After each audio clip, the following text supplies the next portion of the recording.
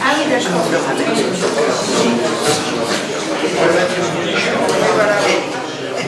Bonjour à tous.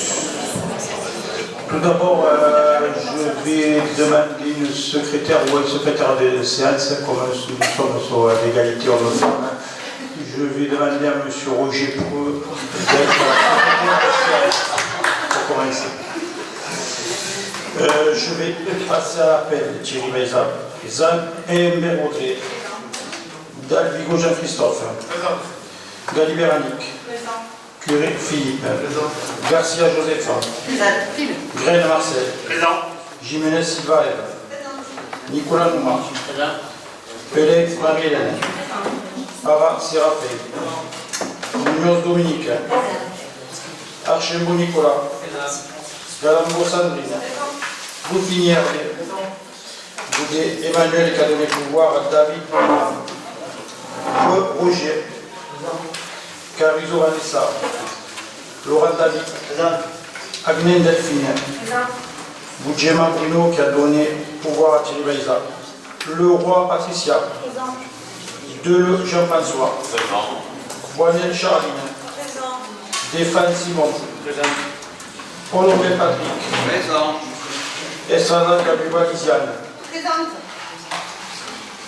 Falcon de Lucas Chantal qui a donné pouvoir à Lisiane Estrada Kabuba, Charbonnier Bernard qui a donné pouvoir à Pascaline Dardier, Dardier Pascaline, Boudard Nicolas qui a donné pouvoir à Patrick Colombet, Aspa Didier, Focas Gilles. Présent. Je fais circuler la fiche de présence. Alors avant de commencer la séance du conseil municipal, je vais vous demander une minute de silence pour la disparition de notre ami Yves Pietrasanta qui fut maire de la ville de Metz de 1977 à 2001, conseiller général, député européen, vice-président de région.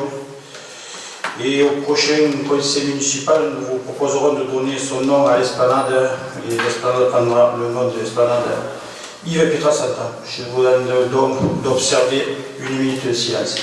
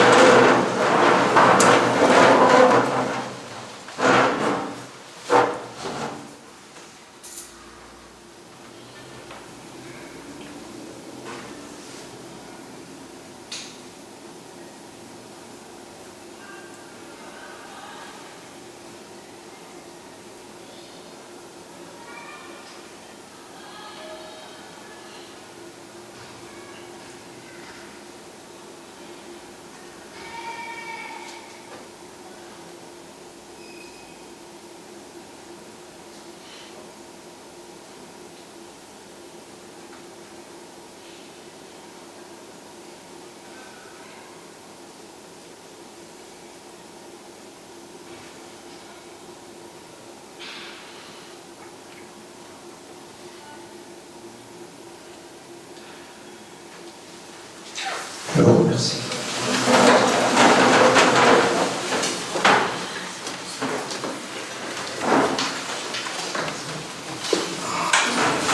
Alors je souhaiterais, avant de commencer le conseil municipal, de rétablir certaines vérités et apporter toute notre confiance aux médecins et pompiers de notre commune. Depuis lundi, la ville de Metz est sous les feux de l'actualité, une actualité dont nous nous serions bien passés. Lundi matin à 8h30, une habitante de Metz a été découverte morte dans sa salle de bain par son compagnon. La famille de la victime a alerté le 15 et le 18.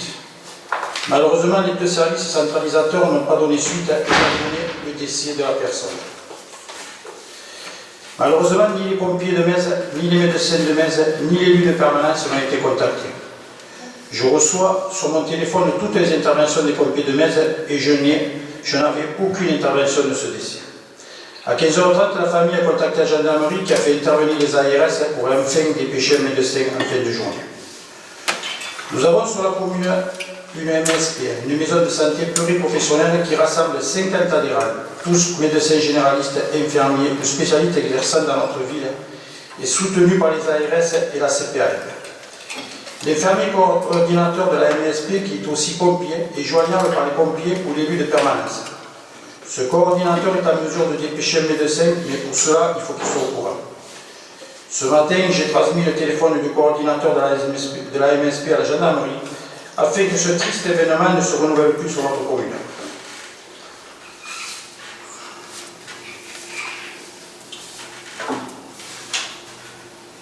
Voilà ce que je voulais dire sur cet événement. S'il y a quelqu'un qui veut dire quelque chose, c'est... Bon, ok. Nous allons continuer, commencer le conseil municipal. Alors, approbation du procès-verbal de la séance du 13 avril 2022.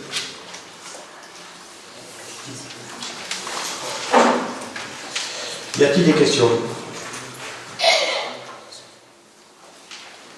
Aucune question, donc je me vote. Qui est contre? Qui s'abstient? Qui est pour? Merci.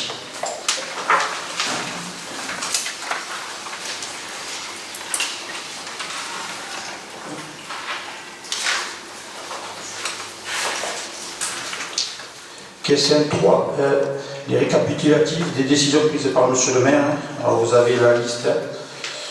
Y a-t-il des questions? Des observations?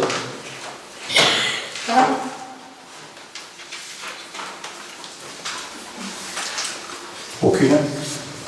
Ok.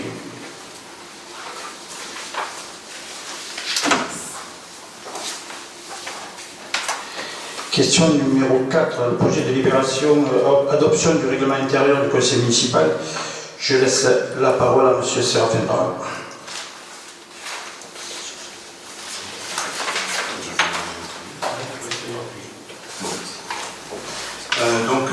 On a transmis à l'ensemble des élus du conseil municipal un projet de règlement intérieur.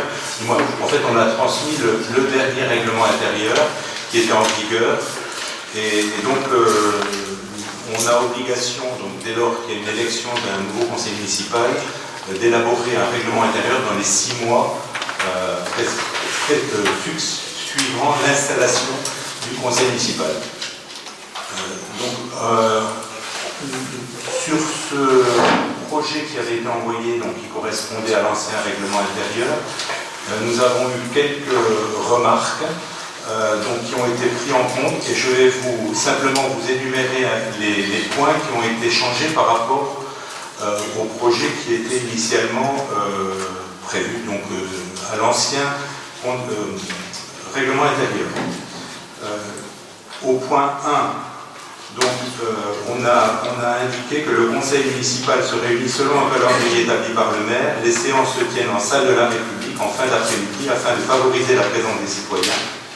Une large publicité en est faite sur tous les supports d'information municipaux. Donc, à chaque fin de séance, le maire indique la date de la prochaine séance à titre indicatif. Sous réserve de modifications éventuelles, il y a des contraintes administratives ou techniques. Dans ce cas, les élus sont informés par courrier électronique par le secrétariat du maire. Donc, M. Focas avait demandé effectivement qu'on informe sous une autre, une autre rédaction, mais ça reprend un petit peu l'esprit de ce qu'il avait demandé également sur la périodicité des séances, sur ce point-là. Ensuite, on arrive au point 6, question écrite. Donc là, il n'y avait pas de délai concernant la réponse aux questions écrites. Donc, tout en sachant que le délai réglementaire pour une administration pour répondre à tout citoyen, c'est 2 mois, on a indiqué, nous, qu'il serait répondu dans un délai de 30 jours.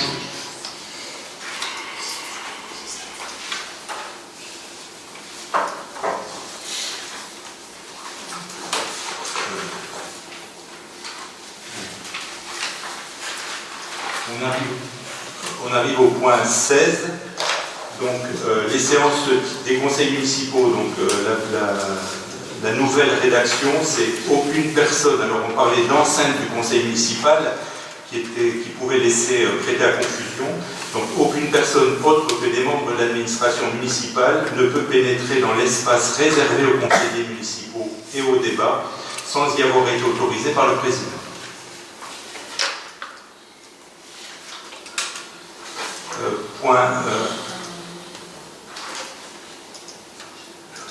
Oui, sur l'article 18, sur le téléphone, la réponse au téléphone et la particularité, donc il était indiqué que les téléphones devaient être, donc on a indiqué qu'ils devaient être positionnés en mode silencieux ou tout autre mode, là-dessus. On ne peut pas interdire, alors là pour répondre à la question de M. Focas, on ne peut pas interdire demander que les téléphones soient mis en silence, du moins éteints. Ce serait une atteinte à la liberté individuelle. Bon, par contre, effectivement, ils doivent être positionnés en mode silence.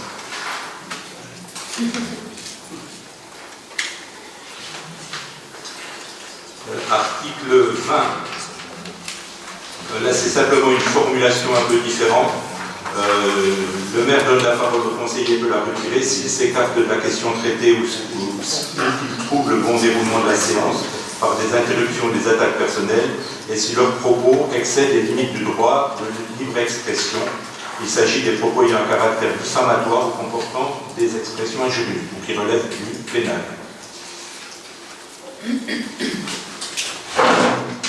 La question relative aux amendements. En fait,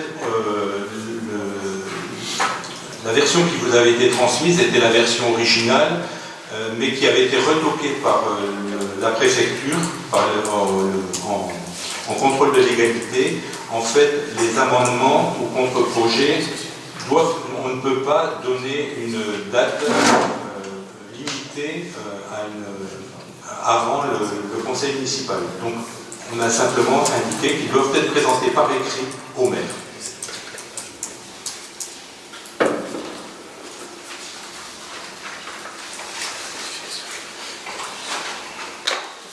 Les articles 29 et 30. Là, il s'agit de l'enregistrement des débats. Donc on a, puisqu'on a actuellement un prestataire qui enregistre les débats, et dans l'article 29, on évoquait la possibilité ou pas d'enregistrement. Donc là, on a indiqué qu'effectivement, les conseils municipaux peuvent être filmés, enregistrés par un conseiller municipal, un agent communal ou un prestataire, et il y a des conditions spécifiques qui doivent être prises pour respecter les droits, le droit à l'image. Voilà, donc il était indiqué aussi de manière qu'il convenait de ne pas taguer, ce qui est le terme effectivement pris pour les réseaux sociaux. On a simplement indiqué qu'il ne convient de ne pas mentionner nominativement.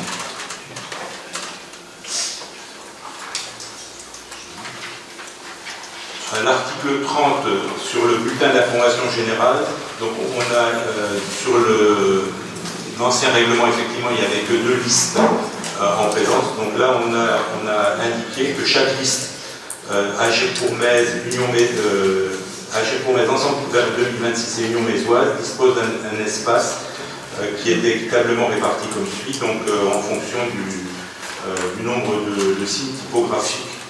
Donc 2000 pour AG pour Metz, 1250 pour Ensemble vers 2026 et 750 pour Union Mézoise. Concernant toujours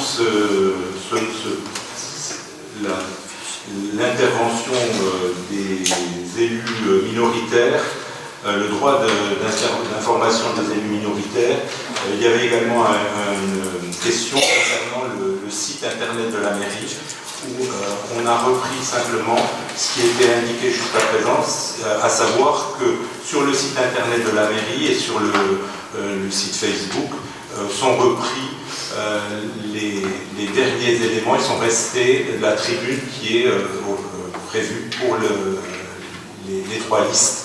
Donc elle est sur le site de la mairie et donc jusqu'au nouveau MESMAG. On a également changé le nom au nouveau magazine donc, municipal.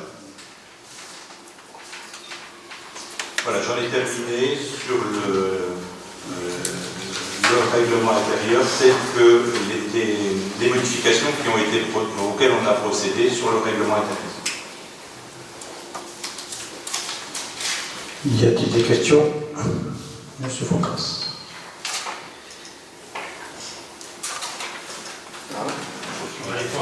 Il faut rester appuyé. Monsieur appuyé. Il faut laisser le doigt.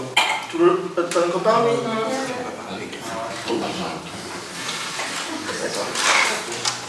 Oui, donc, remarque évidemment, puisque dès le lendemain des élections, j'avais proposé que soit organisée une réunion entre groupes majoritaires, et les deux groupes d'opposition pour justement faire une rédaction conforme de ce règlement intérieur, qui est en fait le document qui régit nos relations entre nous tous, ici.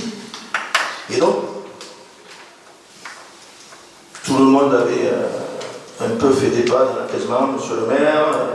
Moi-même, pour ceux qui me connaissent, ils savent quel a été mon comportement dans les précédents mandats. J'ai beaucoup fait d'efforts sur moi-même aussi, puisque je m'exprime un peu autrement et j'essaie d'être le plus constructif possible.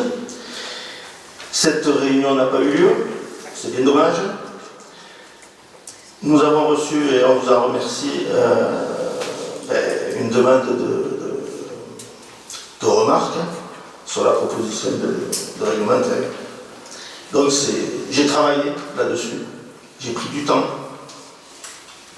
j'ai envoyé, tout le monde l'a reçu puisque j'ai répondu à tous, tout le monde a reçu mes remarques, tout le monde a donc pu voir que ce qui a été dit tout à l'heure c'est faux. J'ai jamais proposé que le téléphone soit coupé, j'ai simplement dit d'interdire de répondre oralement au téléphone.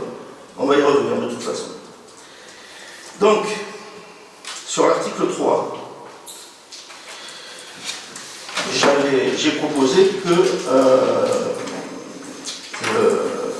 l'ordre du jour soit le plus largement publié à la population, et pour cela, j'ai estimé qu'il fallait définir les moyens, mais de manière précise, parce qu'après, quand c'est pas précis, il y a toujours un quoi, il y a toujours il vaut mieux que ce soit précis. Donc j'avais proposé un amendement, le lieu, la date et l'ordre du jour de chaque conseil municipal, dès qu'ils sont fixés, sont publiés sur les panneaux d'information et les panneaux d'opinion de la ville, puisque maintenant il y en a assez avancé, sur le site de la ville et transmis à la presse locale pour publication. Ça ne me semble pas quelque chose qui soit exagéré, qui remette en cause les droits de la majorité ou de l'opposition. Ça n'a pas été repris. Article 5. Proposition d'amendement. Alors ça, c'est les questions écrites. Il est dit qu'elle ne donne pas lieu à débat, sauf demande de la majorité des conseillers municipaux présents. J'avais demandé que soit rajouté ou accord du président de séance sur demande d'un conseiller municipal au moins. C'est-à-dire que la majorité, vous gardez la même, monsieur le maire, vous gardez la même. Mais s'il y a un conseiller municipal qui propose qu'on débatte, vous décidez si on peut débattre ou pas. Là aussi, ça ne me semble pas quelque chose qui soit de nature à ternir nos relations ou à provoquer je ne sais quel problème. Je vous remercie sur l'article 6 pour avoir rajouté un délai de réponse aux questions écrites. Les modalités ça aurait été bien aussi. Répondre. Est-ce que vous répondez à conseil? Est-ce que vous répondez par courrier? Article 8 et article 9, ça c'est pour les commissions et les comités consultatifs.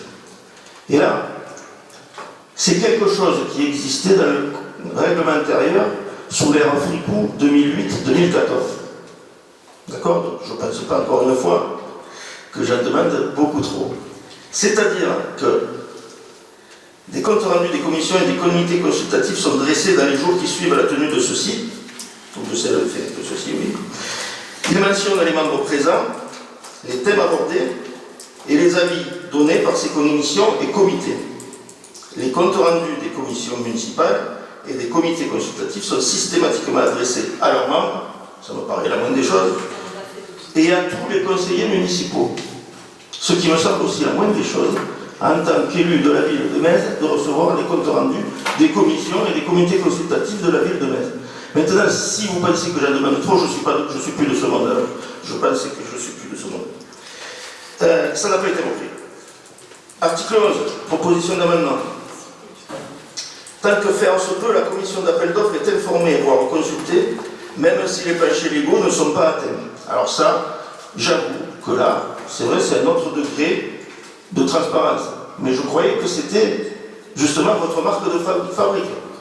Je croyais que vous étiez présenté et que quand vous avez été élu, c'est là-dessus que vous avez joué, sur la transparence, sur faire participer l'opposition, etc. Le problème, et ce n'est pas de votre responsabilité, c'est que les planchers des commissions d'appel d'offres sont tellement élevés que les commissions d'appel d'offres se réunissent quasiment jamais. Donc que la commission d'appel d'offres soit informée des marchés, je pense que c'est un minimum.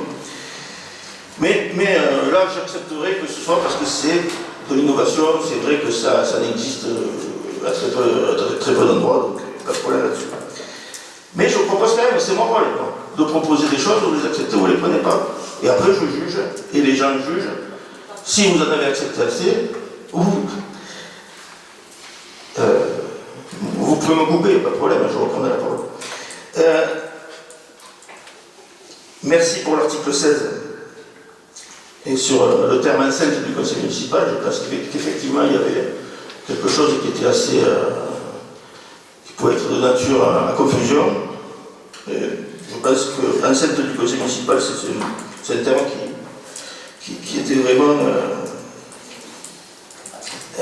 problématique. Donc, l'espace réservé aux conseils municipaux et au débat, je pense qu'on voit plus à quoi ça correspond.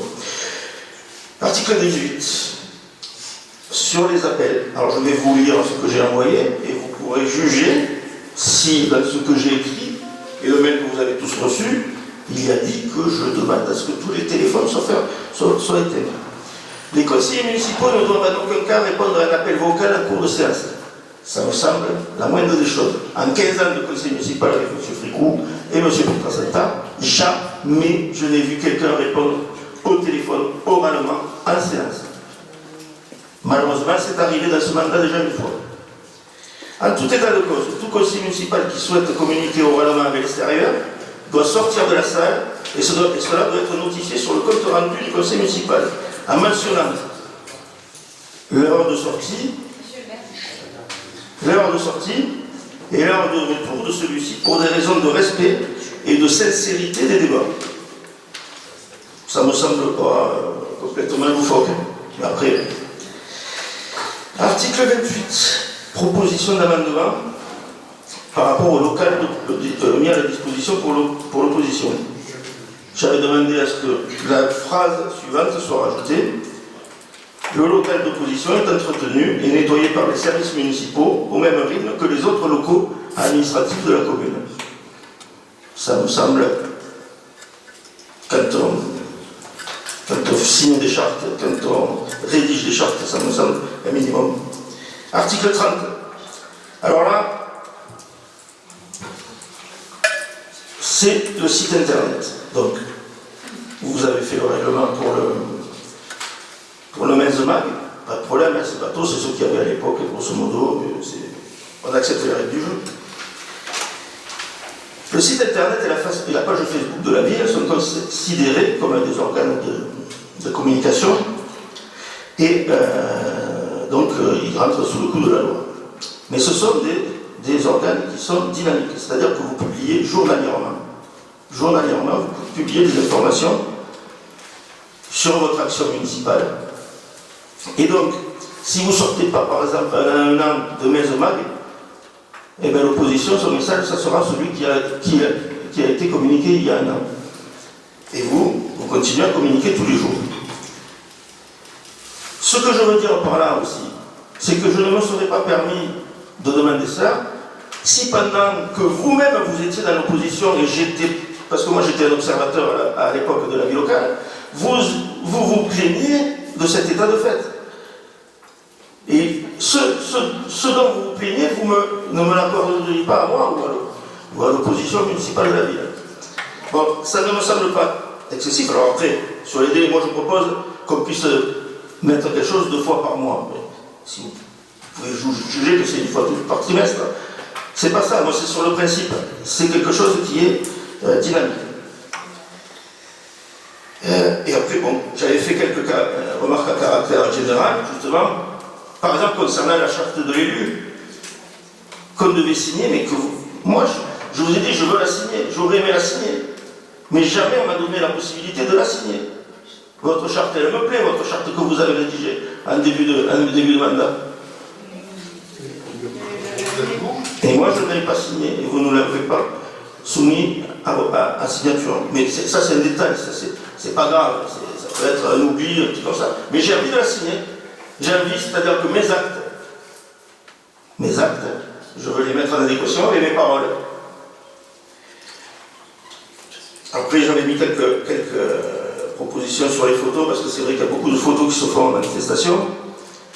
Photos faites par le service communication. Bon, ça a toujours été. On essaie bien sûr de mettre en valeur les élus majoritaires, c'est tout à fait normal. Je ne le conteste pas.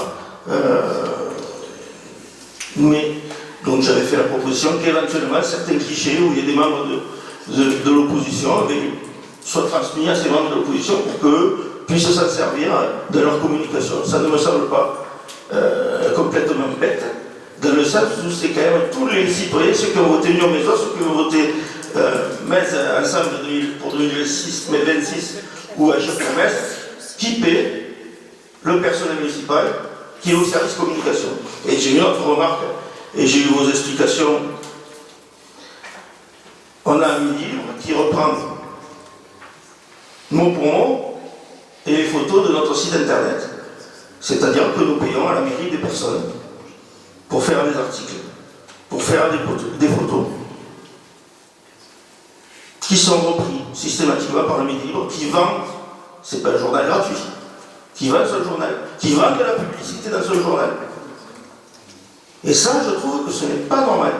Moi, je ne veux pas payer des impôts pour le Midi Libre. Donc il va falloir peut-être qu'on décide de quelque chose, tous ensemble, par rapport à ça. Je m'écarte du sujet de règlement intérieur, je le reconnais, mais comme j'avais fait une salve, autant aller au bout de mon propos. Voilà, je vous remercie de m'avoir écouté.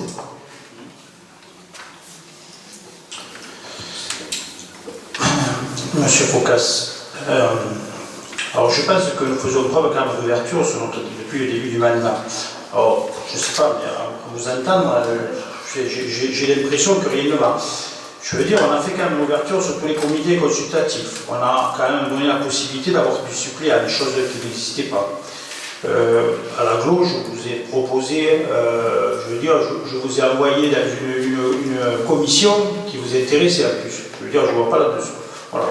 Les documents administratifs sont donnés assez rapidement, pas besoin de saisir la CADA comme ce fut le cas dans le passé. Les convocations, on les donne bien avant le délai légal des 5 jours. D'ailleurs, je peux vous annoncer, le prochain conseil municipal aura lieu le 29 juin. Vous voyez, on le dit à l'avance, alors que sur la dernière mandature, on le savait juste 5 jours avant le conseil municipal. Nous avons fait mettre à votre demande la Wi-Fi dans le bureau des groupes minoritaires, ce qui est tout à fait normal. Nous, on ne l'avait pas, on ne l'a même pas demandé. Le ménage, c'est nous qu'on se le faisait. Vous avez demandé, et là, c'est de ma faute, puisque comme les femmes de ménage n'y passaient pas, elles n'y sont pas passées, vous m'avez interpellé là-dessus, elles vont passer prochainement et régulièrement. Nous avons demandé aussi, je veux dire, à l'ancienne majorité de participer aux festivités auxquelles ils ne prenaient pas. Nous avons dernièrement demandé à M. Aspa si vous voulez s'occuper de la fête de patrimoine. Il a refusé. Nous avons demandé à Mme Bory si elle serait intéressée pour s'occuper de la fête qu'elle faisait sur l'esplanade pour les animaux, les chiens. Ça a été refusé. Je pense qu'on fait preuve quand même d'ouverture. Nous avons exclu personne. À la fête de la nature, on a fait ce qu'il y avait à faire. Pour les photos du site internet de la ville, vous remarquerez également qu'il n'y a pas d'exclusion ni de trucage de photos. Je veux dire, jamais, non mais quand on fait des photos, je veux dire encore on est à l'automne à Pentecôte, vous étiez en photo avec nous au milieu, vous êtes sur le site de la ville, la dernière fois le conseil municipal des jeunes, je veux dire on n'est pas là pour exclure. Et si vous avez besoin, je pense que je ne vous ai jamais rien refusé, si vous me demandez une photo, mais vous allez voir le service communication et ils vous donneront une photo. Et après, par rapport à ce que vous me dites par rapport à Midi Libre, oui, moi Midi Libre, je veux dire, vous savez, les relations que l'on a avec Midi Libre, elles ne sont pas améliorées. Vous savez, l'histoire de lundi, je veux dire, ça n'a pas tardé quand c'est parti de Midi Libre. Je veux dire, Midi Libre, oui, ils récupèrent les photos de la ville, oui, ils prennent exactement les mêmes articles de la ville de Metz. Mais c'est pas, moi je vais vous dire un truc, Midi Libre, qu'ils les prennent ou qu'ils les prennent pas, et ça fait un moment que ça dure. Et tel, si vous voulez qu'on décide ici même de dire avec Midi Libre, on leur donne plus rien, on peut voter, c'est pas un problème. Moi ça ne me gêne pas. Voilà. Donc je ne sais pas, je veux dire, je ne pense pas, chaque fois que vous m'avez appelé pour quoi que ce soit, j'ai toujours essayé de donner suite à... voilà. Donc je ne pense pas qu'on soit, que ce soit si terrible. Après, l'ouverture, quand vous me parliez qu'à l'ancienne majorité, il y avait les comptes rendus des commissions, excusez-moi, de juin 2020 à octobre 2021, déjà les commissions, il y a des commissions qui n'ont jamais eu lieu. C'est-à-dire salle des sports, par exemple, et bien d'autres. Et les comptes rendus, excusez-moi, mais je n'en ai pas vu beaucoup. Alors il ne faut pas non plus faire croire que, par contre, là, les comptes rendus, ils sont faits par les élus. Il n'y a aucune secrétaire qui vient sur nos commissions faire. Donc, c'est vrai que ça prend du temps, c'est vrai, mais bon, on essaie chacun à sa façon de le faire. Maintenant, s'il faut vraiment le faire dans les règles avec tout, on prendra des secrétaires. Alors voilà ce que je veux vous dire là-dessus. Mais M. Séraphin vous répondra, excusez-moi, mais sur quelques points, je pense que c'est vrai qu'on n'a pas fait une réunion. Mais bon, il y a quand même, ça a duré à un certain moment où il y a eu des échanges de ça, voilà. Moi je suis d'accord avec tout ça, je suis le premier à y participer, j'ai publié récemment des choses où justement, qui montrent qu'on peut avancer ensemble. Entre nous, les appels, c'est dans les deux sens. Des fois tu m'appelles, des fois je t'appelle, je sais. Bon, mais moi, j'ai pas envie de mettre jeter l'opprobre sur quoi que ce soit, un truc comme ça. Moi je dis, j'ai fait des propositions, j'ai pris à témoin le conseil municipal pour savoir si elles étaient excessives ou pas, c'est tout. Moi je demande simplement sur certaines propositions qui me semblent de bon sens, de faire un effort. C'est même pas pour mon avantage, à la limite, moi je fonctionne là bien, comme ça me convient, voilà. Mais il y a certaines choses, des fois il faut que ce soit tombé parce que le jour où il y a un problème, ah ben là il n'y a plus d'amis.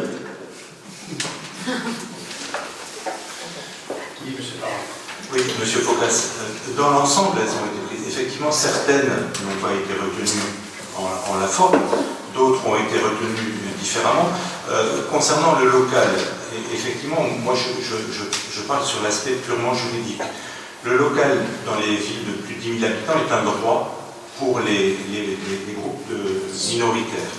Mais c'est un local administratif, donc il doit être à ce titre avoir les mêmes dispositions en matière d'entretien que tout autre local administratif. Donc il n'est pas lieu de le mettre en plus sur le règlement intérieur. En tout cas, puisque c'est un droit d'avoir ce local, et c'est un local administratif, donc c'est à vous de demander si le ménage est parfait, et il doit être fait. Mais il n'y a pas lieu forcément que ce soit indiqué dans le règlement intérieur. C'est pas interdit non plus. Mais c'est pas. Mais c'est fait. Si je me suis permis de mettre cette remarque, c'est justement parce que j'avais remarqué que le local n'était pas propre, que ça continue à tomber, la poussière, on arrive, on se croirait dans le Sahara, à chaque fois. Donc voilà, et en plus, c'est pour ça que je me permets de parler comme ça, parce que vous l'avez vécu, vous ne l'auriez pas vécu, vous avez reconnu tous, quand vous étiez dans l'opposition, que ce que moi j'avais vécu dans le passé, eh bien, il fallait le faire quand même. Et donc, c'est pour ça que je me suis dit, mais ça doit tomber sous le sens, ils y sont passés. Ça ne doit pas les choquer que je propose ça. Non, vous avez raison sur le fond. De toute façon, je vous l'ai dit du début, parce que ce local, on l'a fait refaire à nouveau avant de vous donner les clés. Et malheureusement, il y a des gros problèmes d'humidité et on a beau faire ce qu'on veut. De toute façon, je vous l'ai dit que dès qu'on trouvait une opportunité, on fera en sorte de vous faire partir de là, parce que bon, je ne sais pas ce qu'il faut faire à ce local. Mais on l'a. Non, mais c'est vrai, pendant 2 ans, ce que vous avez vécu, vous êtes en train de on a eu pareil, je veux dire.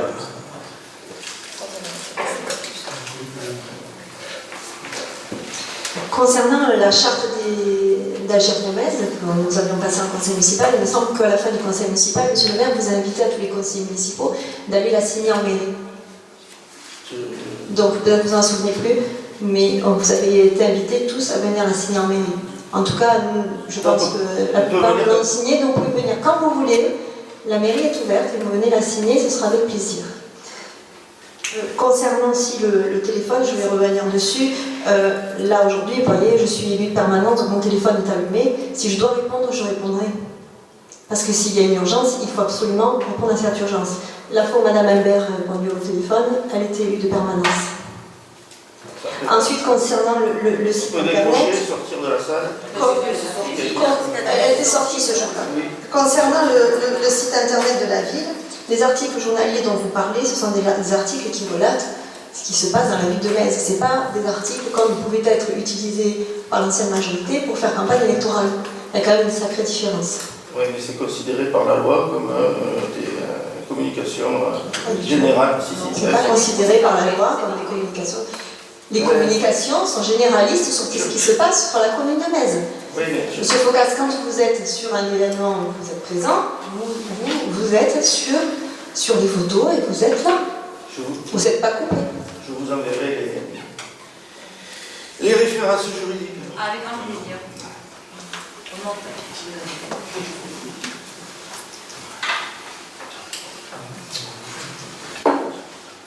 Y a-t-il d'autres observations?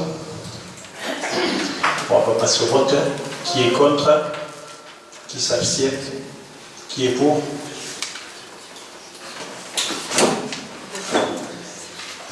Je n'ai même pas envie de participer à ce choix. Vous n'avez pas voté, monsieur Focas? Je m'abstiens. Qui s'abstient?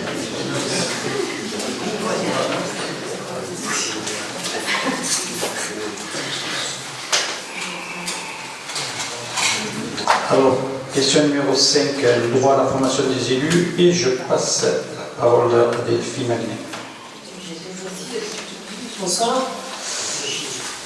Donc, vu le Code général des collectivités territoriales, et notamment ses articles L2123-12 et suivants, considérant que les membres du conseil municipal ont droit à une formation adaptée à leur fonction, considérant qu'une formation est obligatoirement organisée au cours de la première année de mandat pour les élus ayant reçu une délibération, nous rappelons qu'une délibération est prise après le renouvellement général du conseil municipal sur l'exercice du droit à la formation de ses membres. Elle détermine les orientations de la formation et les crédits ouverts à ce titre. Par ailleurs, un tableau récapitulant les actions de formation des élus financés par la collectivité doit être annexé au compte administratif et donne lieu à un débat annuel. Le montant prévisionnel des dépenses de formation ne peut être inférieur à 2% du montant total des indemnités de fonction des élus de la commune et ne peut excéder les 20% du même montant. Concernant les formations qui sont prises en charge, à condition que l'organisme soit habilité et dispensateur agréé par le ministère de l'Intérieur, les frais d'enseignement, les frais de déplacement, frais de séjour et de transport, ainsi que la compensation de la perte éventuelle de salaire, de traitement ou de revenus, dans les conditions prévues par la réglementation. La liquidation de la prise en charge se fera sur justificatif des dépenses. Cette délibération précise que la ville de Metz adhère au centre de formation des maires et des élus locaux, le SMEL.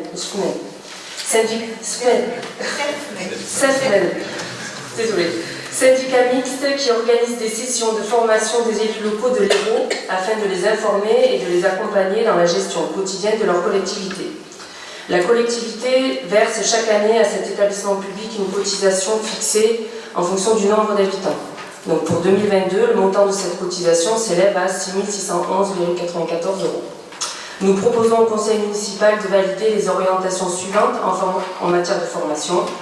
Le développement durable et ses différentes déclinaisons en matière de politique locale, la gestion locale et les fondamentaux de l'action publique locale, notamment sur le budget, les finances locales, la comptabilité budgétaire, les impôts locaux et les contributions financières versées par l'État aux collectivités territoriales, la pratique des marchés publics, la délégation de services publics, le fonctionnement institutionnel des collectivités territoriales, le statut de fonctionnaires territoriaux, les formations favorisant l'efficacité personnelle, gestion de projet, conduite de réunion, animation d'équipe, gestion du temps, informatique et bureautique, prise de parole et gestion des conflits, les formations en lien avec les délégations et ou l'appartenance aux différentes commissions. Nous proposons également que le montant des dépenses totales des formations soit plafonné à 4 000 €, soit une somme correspondant à 2,34% du montant des indemnités des élus, et que la répartition des crédits et leur utilisation s'effectue sur une base égalitaire entre les élus. Ainsi, il est proposé au conseil municipal de bien vouloir approuver les orientations données à la formation des élus de la collectivité, telles que présentées ci-dessus, et d'approuver l'inscription au budget au chapitre 65 de la somme de 4 000 € correspondant à l'enveloppe maximale prévue à cet effet.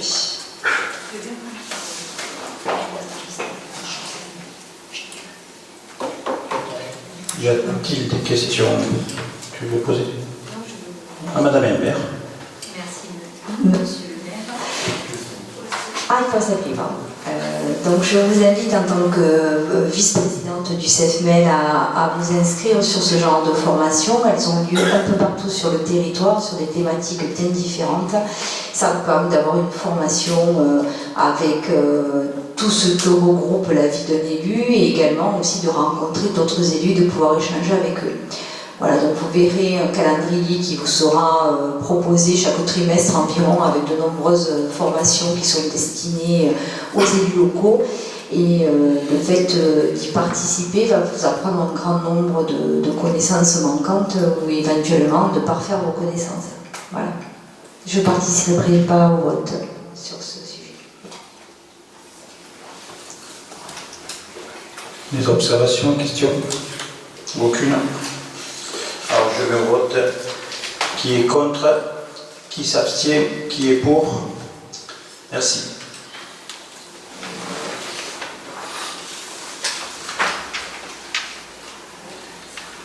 Question numéro 6, budget annexe du restaurant municipal, vote du budget primitif 2022, annulé et remplace. Je laisse la parole à Marcel Kahn.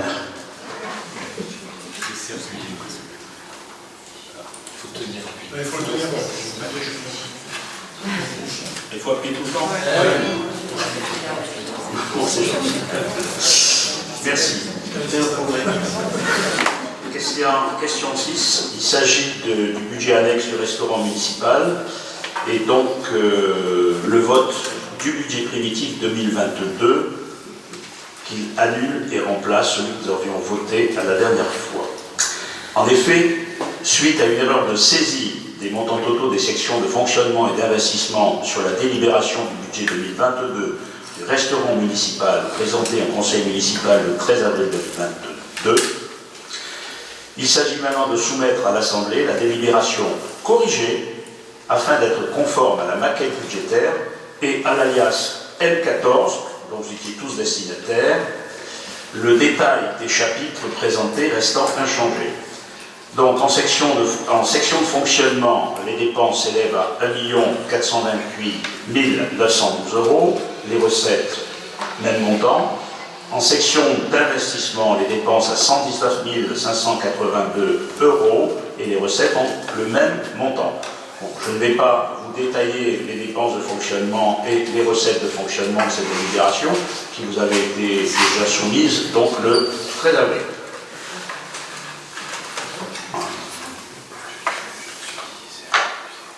Y avait-il des questions?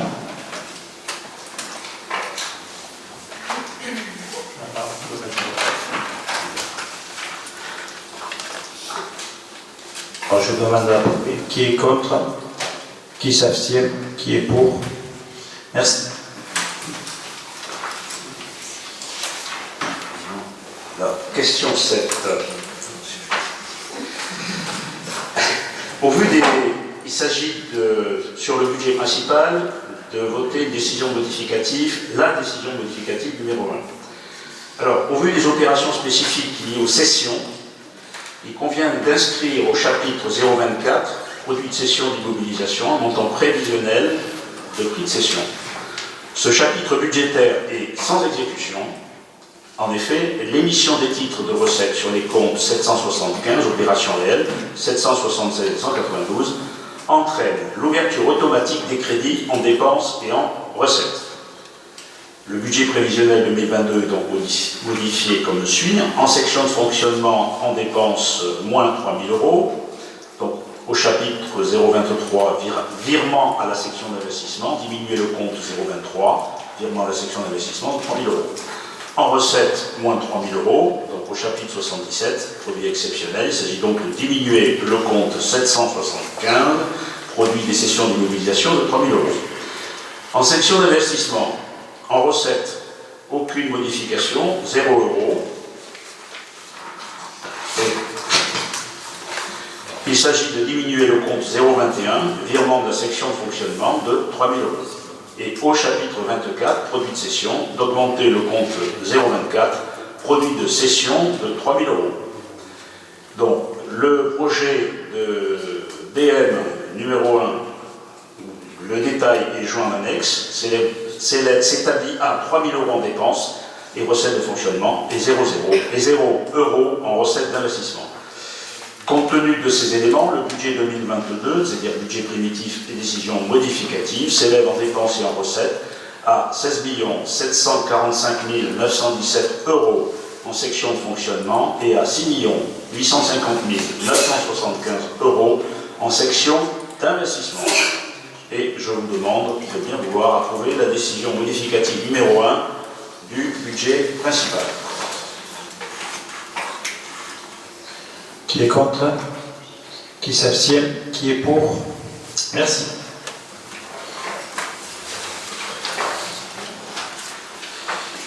Question numéro 8. Finance, attribution d'une subvention exceptionnelle à l'association Les Motos de l'Espoir.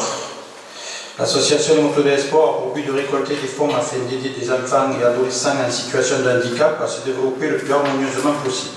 Matériel, activité, rémunération d'intervenants, formation de l'entourage, aménagement. Elle contribue au bien-être et à l'amélioration de la qualité de vie des enfants, des adolescents et de leurs familles. Des jeunes maisons ont pu bénéficier de cette aide par le passé et cette année encore, l'association intervient sur notre commune. La municipalité, désireuse de soutenir cette action, souhaite attribuer à l'association une aide financière. Il est proposé de lui verser la somme de 300 €. Alors je sais que d'habitude, M. Foucault, il vous la passe, vous devrez la voter avant. Ah oui. Je suis plus là. Mais bon, ils sont venus ce dimanche et bon, ça dure, les fonds continuent à être récoltés puisque logiquement l'attribution du matériel médical pour les enfants handicapés se fera au mois d'octobre. Voilà. Donc je vous propose de voter. Qui est contre? Qui s'abstient? Qui est pour? Merci pour eux.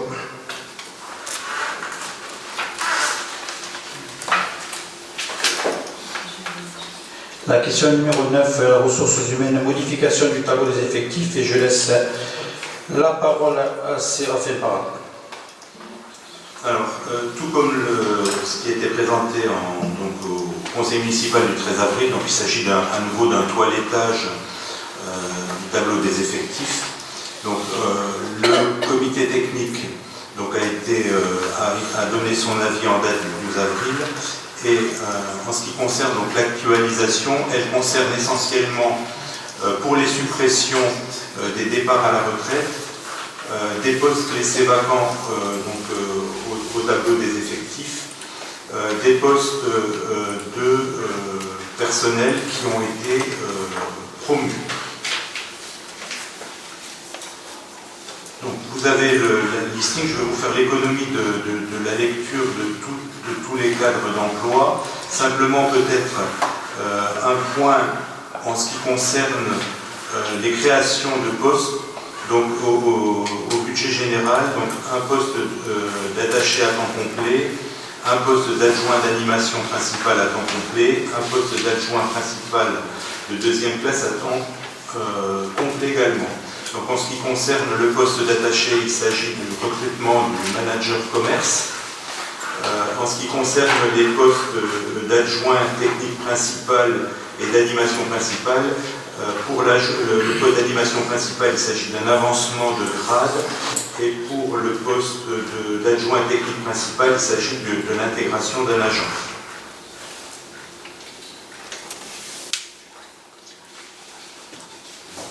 Donc, en ce qui concerne les effectifs, donc, au niveau total, donc l'effectif au niveau de la modification du budget général, donc on a un effectif qui était ancien de 34, nouveau 34, donc ça ne change pas, simplement c'est à l'intérieur, les changements à l'intérieur des catégories.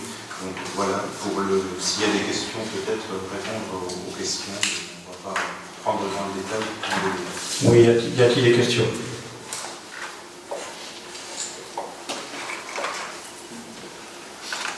Aucune question.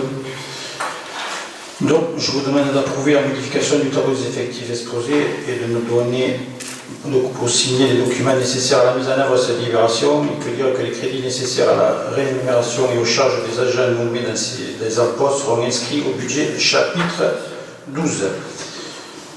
Le tableau modifié est joint à la libération. Donc, qui est contre? Qui s'abstient? Qui est pour? Merci.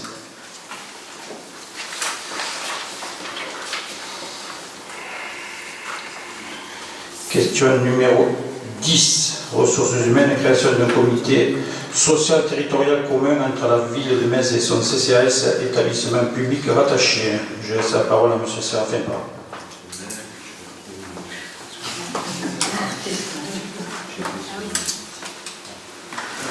Là, en l'occurrence, il s'agit simplement actuellement, on a un comité technique et un comité, donc le comité technique qui est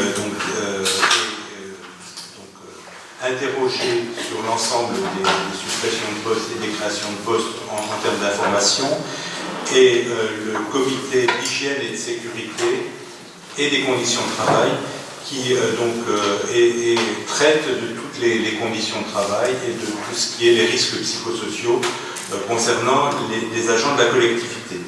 Donc il y a une nouvelle réglementation qui permet de créer un comité social territorial qui regroupe les deux fonctions, donc du comité technique et du comité d'hygiène et de sécurité. Donc, actuellement, pour la collectivité, donc, on avait déjà un comité technique commun pour le CCAS et la mairie, et un comité d'hygiène et de sécurité pour les deux structures. Donc là, il s'agit donc en l'occurrence de créer un comité social territorial qui soit commun entre la ville de Metz et son CCAS. Et donc dans la délibération qui vous sera proposée ensuite, il s'agira de définir le nombre des participants. Y a-t-il des questions? Il y a observation, je passe au vote. Qui est contre? Qui s'abstient? Qui est pour? Merci.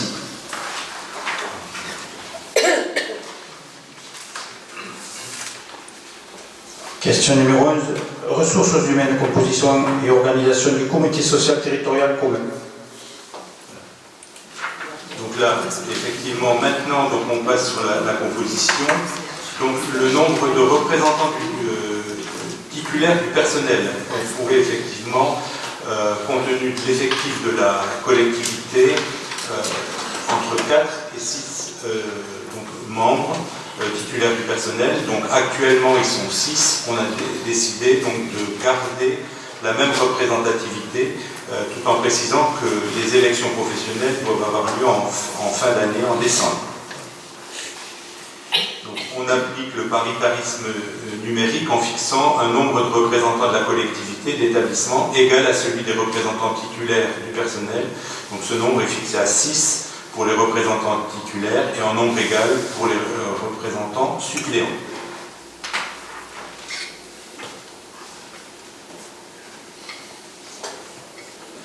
Des questions? Observation? Je mets au vote. Qui est contre? Qui s'abstient? Qui est pour? Merci.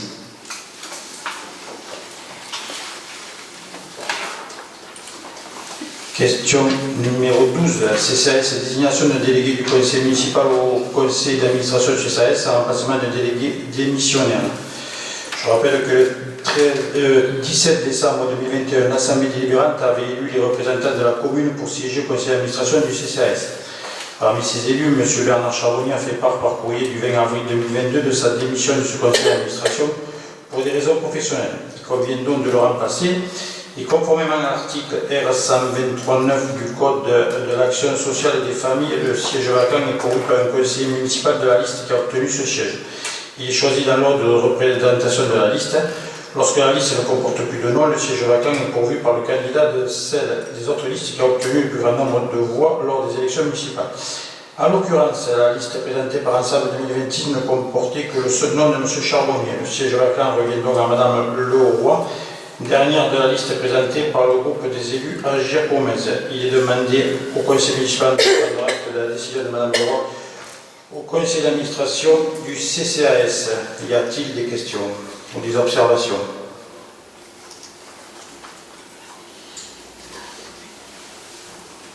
Aucune observation. Je vous permets de prendre la parole. On en a discuté aussi.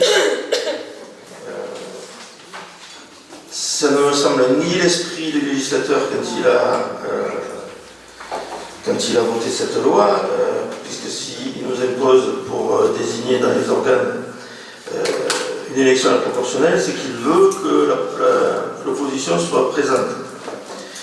Et c'est pour ça que sur la commission d'appel d'offres, vous aviez accepté à l'époque qu'on fasse une liste un peu pour éviter des ennuis un peu communes. Enfin, ça s'était bien passé quand on a voté au début tous les représentants des organes. Et là, je trouve un peu décevant. Alors la seule solution, bien sûr, c'est de refaire une élection. Si on veut renommer nos représentants au CCAS, au conseil d'administration du CCAS.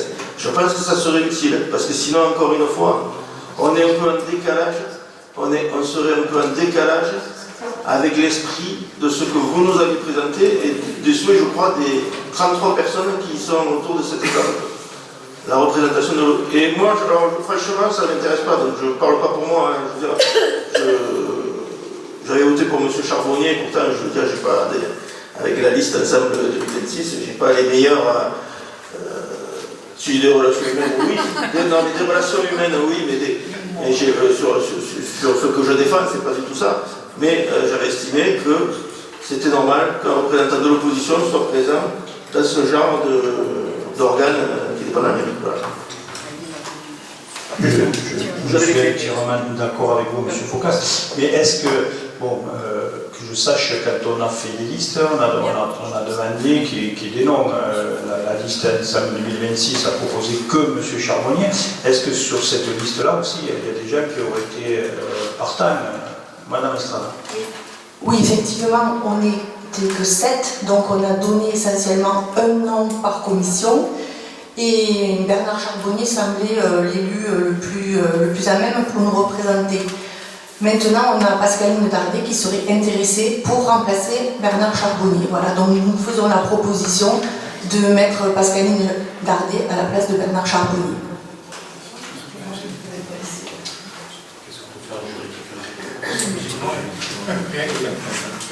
Je laisse la parole au directeur général des services.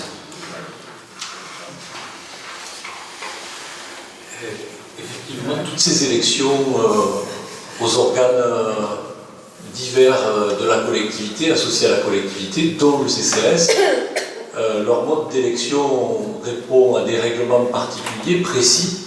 Ils ont été respectés.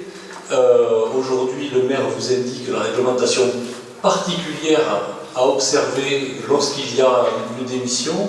C'est vrai que c'est un cas très particulier, c'est vrai que ça ne va pas forcément dans l'esprit comme vous l'indiquez, mais par contre, je ne vois pas comment nous pourrions justifier de mettre, entre guillemets, une instabilité au niveau du conseil d'administration du CCAS, alors qu'il a été dûment élu, et qu'aujourd'hui, il est remplacé dans des conditions, on peut en penser ce qu'on en veut, mais conforme au texte du Code de l'action sociale. Donc ça me paraît très, très délicat d'envisager une autre issue que le remplacement de M. Charbonnier par Mme Leroy.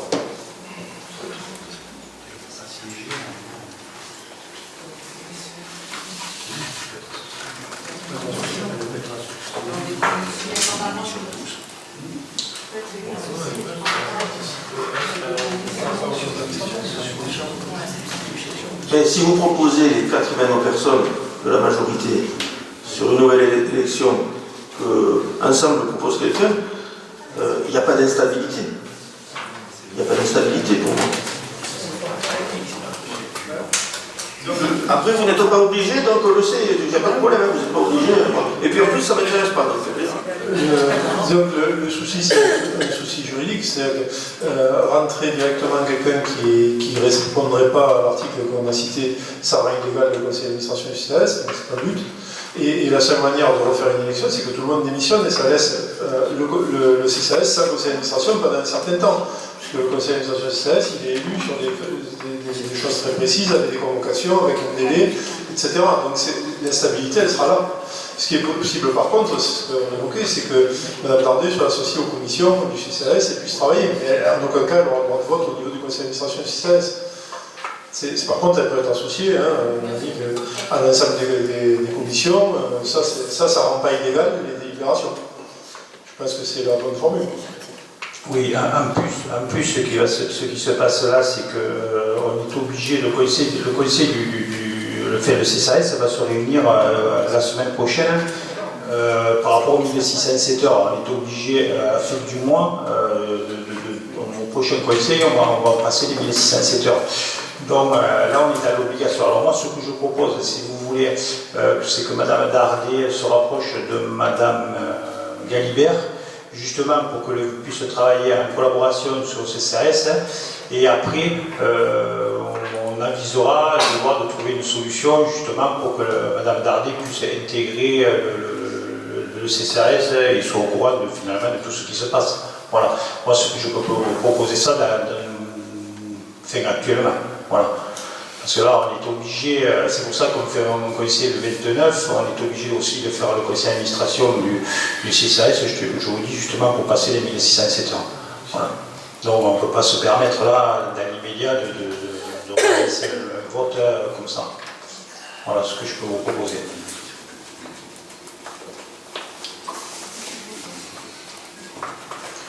Je mets aux voix qui est contre, qui s'abstient.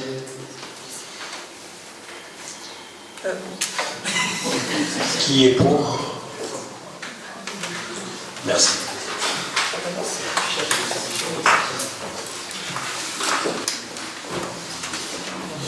Question numéro 13 de l'association convention tripartite entre l'association des Restos du Cœur et la ville de Metz et le CCAS. Je laisse la parole à Annie Galibert. Bonsoir. En date du 26 novembre 2015, l'Assemblée délibérante du Conseil municipal a approuvé une convention tripartite d'une durée de 3 ans, 2016, 2017, 2018, entre la ville, le CCAS et l'Association des Restaurants du Cœur, dans le but de pérenniser et de renforcer l'activité de l'association au sein de la commune. Sa principale mission étant la distribution d'une aide alimentaire aux personnes les plus démunies. Cette convention a été renouvelée en janvier 2019 pour une durée de 3 ans. Ce partenariat prévoit notamment un soutien matériel apporté par la ville en mettant à disposition de l'association des locaux municipaux, ainsi qu'un soutien financier de la part du CCAS par le biais d'une subvention versée annuellement. La convention prenant fin au 31 décembre 2021, il est proposé de renouveler ce partenariat pour 3 années supplémentaires à compter du 1er janvier 2022, soit du 1/1/2022 au 31/12/2024. Les locaux mis à disposition par la ville se situent place de l'Hospice. Le montant de la subvention proposée, versée directement par le CCAS, est de 1 500 € par an, montant similaire aux précédentes conventions. Nous précisons que cette convention a d'ores et déjà été approuvée par le conseil d'administration du CCAS dans sa séance du 12 mai 2022. Il est donc demandé au conseil municipal de bien vouloir, vu l'article L123.5 du Code de l'action sociale et des familles, considérant l'intérêt pour les habitants de la ville de Metz de bénéficier du soutien des Restaurants du Cœur en cas de situation vulnérable, d'approuver la convention tripartite si annexée entre la ville de CCAS et l'association des Restaurants du Cœur, autoriser Monsieur le maire ou son représentant à signer la dite convention et charger Monsieur le maire ou son représentant de prendre toutes les dispositions nécessaires à l'exécution de la présente délibération. Des questions, des observations? Aucune. Je passe au vote. Qui est contre? Qui s'abstient? Qui est pour? Merci.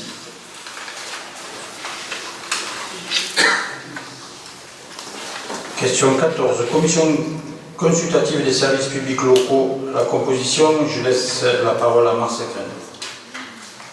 Merci, Monsieur le maire. Bien, je rappelle que lors de la séance du 17 décembre 2021 a été créée la commission consultative des services publics locaux, obligatoire dans les communes de plus de 10 000 habitants, pour l'ensemble des services publics dont la gestion est déléguée. Elle est présidée par le maire. La composition de cette commission a été fixée à 5 représentants titulaires et 5 représentants suppléants de l'Assemblée délibérante. Pour rappel, ont été désignés comme titulaires Marcel Brel, Audrey Imbert, Jean-François Deleu, Charlie Boinel, Lisiane Estrada Calueba. Et comme suppléants, Séraphin Parra, Emmanuel Boudet, Patricia Leroy, Hervé Bouffinier et Jean-Christophe Dalbigo. 5 représentants titulaires et 5 représentants suppléants doivent être désignés parmi des associations d'usagers. Un appel à candidature a été lancé sur le site de la commune et dans la presse locale pour ce qui les concerne. À ce jour, et malgré des relances, seules 4 associations se sont manifestées et ont proposé des membres pour siéger au sein de cette commission. Il s'agit de l'association sportive Canoë-Kayak Metz Bassin de Thau, CKNBT, avec la candidature de messieurs Gilbert Rodriguez et Patrice Roux. L'UFC, avec monsieur Gérard Bailleul et madame Hélène Gourdel. Le Secours populaire français, avec monsieur Joël Duras et madame Mansuy. L'association mésoise pour le don de sang bénévole, proposant M. Christian Ferrand et M. Michael Ténat. Donc je vous propose de nommer ces 8 représentants et de laisser vacant un siège de titulaire et un siège de suppléant pour les représentants des associations d'usagers, sièges qui seront pourvus si notre association se manifeste ultérieurement. Il est donc demandé au conseil municipal de bien vouloir désigner les associations suivantes et leurs représentants pour siéger au sein de cette commission consultative des services publics locaux, association CKNBT, UFC, Secours populaire, don du sang, avec comme titulaires respectifs M. Gilbert Rodriguez, M. Gérard Bailleul, M. Joël Duras, M. Christian Ferrand, et comme suppléants respectifs M. Patrice Roux, Mme Hélène Gourdel, Mme Martine Mansuy et M. Michael Ténat.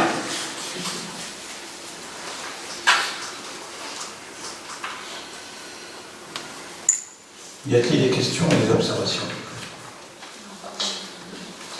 Vous voyez, encore une fois, la commission consultative, vous regardez Mme Estrada est titulaire et vous, là aussi vous n'avez pas de suppléant. Vous voyez, s'il y avait eu encore une fois, si vous mettez vous démissionnez, encore une fois, on se retrouve dans la même configuration. Voilà, pourtant on vous l'avait proposé, c'est pour ça que bon. Je passe au vote. Qui est contre? Qui s'abstient? Qui est pour? Merci.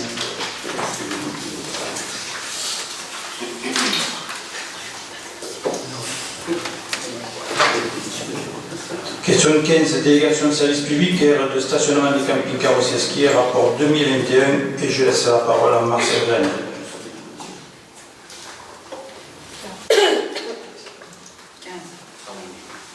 J'avais sauté une page. Alors, l'article L 1411-3 du Code général des collectivités territoriales prévoit que le délégataire d'un service public produit chaque année à l'autorité concédante un rapport permettant d'apprécier, au titre de l'année écoulée, les conditions d'exécution du service public dont la gestion lui a été confiée. Ce document fait ensuite l'objet d'une présentation à l'Assemblée délibérante. Par délibération du 31 mai 2017, la collectivité a confié sous forme de contrat de concession de service public la réalisation et l'exploitation de l'aire de stationnement des camping-cars du Sesquier à la société Camping Car Parc.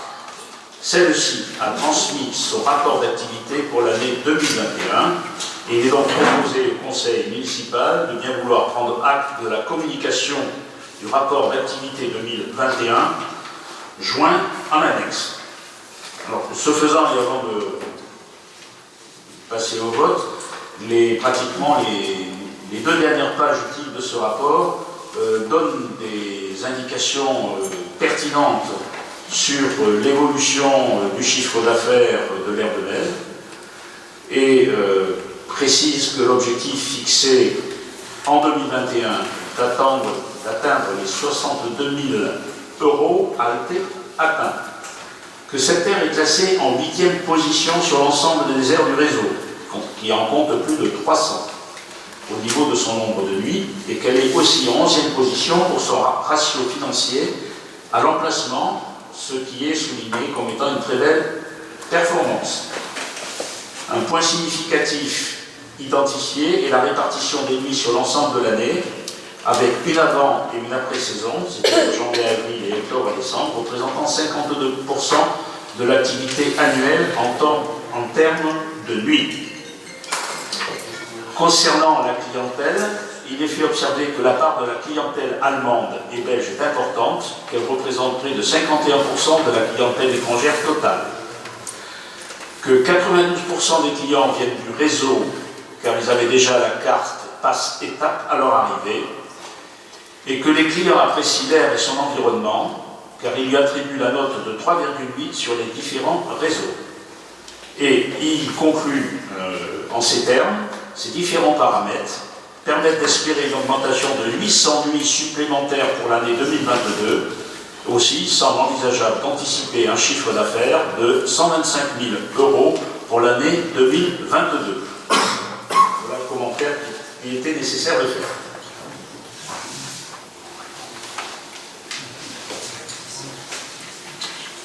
Merci. Y a-t-il des questions ou des observations? On va prendre acte. Qui est contre? Qui s'abstient? Qui est pour? Merci.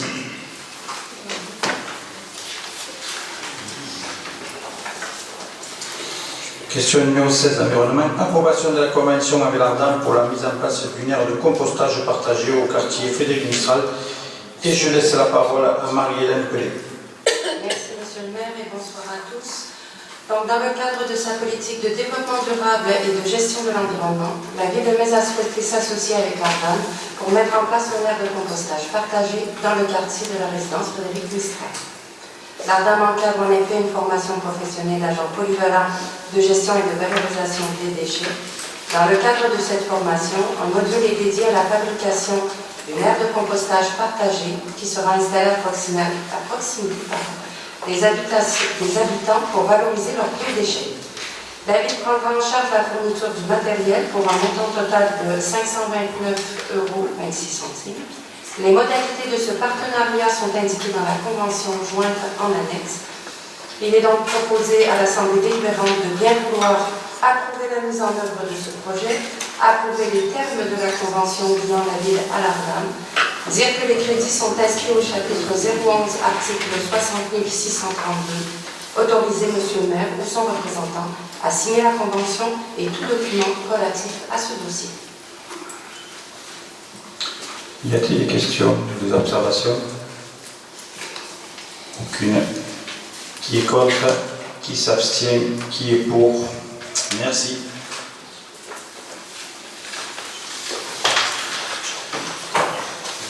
Question numéro 17, chantier d'insertion, l'habilitation du centre de loisirs et Sesquier avec l'association Passerelle Synergie. Et je laisse la parole à Monsieur Finier. Merci Monsieur le maire, bonsoir à tous. Donc dans le cadre du projet de réhabilitation des Sesquiers, qui prévoit le défrichage de la bordure végétale le long du fossé bordant la structure de restauration, bordant donc la structure, donc c'est situé derrière, pour ceux qui connaissent les Sesquiers, la restauration des murs, rebouchage des fissures et mise en peinture du local technique, qui est à droite, et des sanitaires, qui sont quasiment inutilisables, le rafraîchissement des bungalows, donc les chalets aussi, donc n'ont pas été repeints depuis un bout de temps et qui sont en train de décrépir, qui sont en bois, ainsi que la restauration de la couverture du bâtiment de l'entrée, qui est assez joli, donc il faudra peut-être le remettre en état pour éviter les infiltrations d'eau. Donc cette opération est mise en place par l'association Passerelle Synergie, qui fait partie d'une action d'insertion à laquelle participe l'État, le département, cet aglo. Le montant des travaux restant à la charge de la commune, maître d'ouvrage, est estimé à 10 240 €, fourniture des matériaux comprises. Il va concerner une douzaine de jeunes issus de Metz ou des environs, donc le recrutement est en cours. Donc je propose au conseil municipal d'approuver ce projet d'une durée de 6 mois qui va commencer au 1er janvier, donc démarrage donc, au 1er janvier, excusez-moi, jusqu'à la fin du mois de décembre. Juillet, 1er juillet, excusez-moi, et jusqu'au donc fin décembre. Il est donc demandé au conseil municipal d'approuver le projet de réhabilitation des Sesquiers, sachant que le montant des travaux restant à la charge de la commune est estimé à 10 240 €, d'approuver les termes de la convention entre la ville de Metz et l'association Passerelle Synergie pour la mise en œuvre de ce chantier. Les crédits nécessaires sont inscrits au budget, chapitre 011. Autorisez Monsieur le maire ou son représentant à signer tout document relatif à ce dossier. Des questions, des observations? Aucune, je passe au vote. Qui est contre? Qui s'abstient? Qui est pour? Merci. Question numéro 18, commerce, organisation du marché des producteurs de pays. Je laisse la parole à Madame Jiménez Silva. Oui, il s'agit d'approuver donc une convention entre la ville de Metz et l'Agricole Méditerranée et la Chambre d'agriculture pour la création des marchés des producteurs de pays durant la période estivale. Donc, ces marchés des producteurs seront sous la déclinaison marché gourmand qui se dérouleront de 19 h à 23 h sur 2 soirées en juillet et 2 soirées en août. Donc la Chambre d'agriculture, ces marchés réunissent exclusivement des producteurs locaux, tous engagés dans le respect d'une charte de bonnes pratiques et garantissant ainsi aux consommateurs la qualité des produits fermiers, des produits locaux de saison et de spécialité de pays, la qualité des pratiques de production et de transformation et un contact direct avec le producteur et une transparence sur les pratiques agricoles. La Chambre d'agriculture recrute dans un premier temps les producteurs dans un périmètre local, mais peut agrandir ce périmètre afin de diversifier les produits proposés. Les producteurs participants pourront vendre leurs produits, mais également des assiettes de ces produits transformés qui pourront être vendus sur place en dégustation. Réguliers, saisonniers ou événementiels, ces marchés valorisent pleinement la richesse et la diversité des produits de notre terroir et permettent ainsi d'acheter les meilleurs produits locaux à la source. La ville de Metz envisage d'organiser ces marchés sur la commune le 8 et 29 juillet, le 18 et le 26 août, à partir de 19 h jusqu'à 23 h, sur la place de l'Esplanade. Donc il s'agira donc des marchés gourmands, un peu sur le même principe que les estivales, donc vous pourrez déguster essentiellement les produits locaux. Donc je vous demande d'approuver le projet d'organisation des marchés des producteurs de pays à Metz durant la période estivale, d'approuver les termes de la convention entre la ville de Metz, cette Agricole Méditerranée et la Chambre d'agriculture, et d'autoriser Monsieur le maire ou son représentant à signer tout document relatif à ce dossier. Des questions, des observations? Je passe au vote. Qui est contre? Qui s'abstient? Qui est pour? Merci.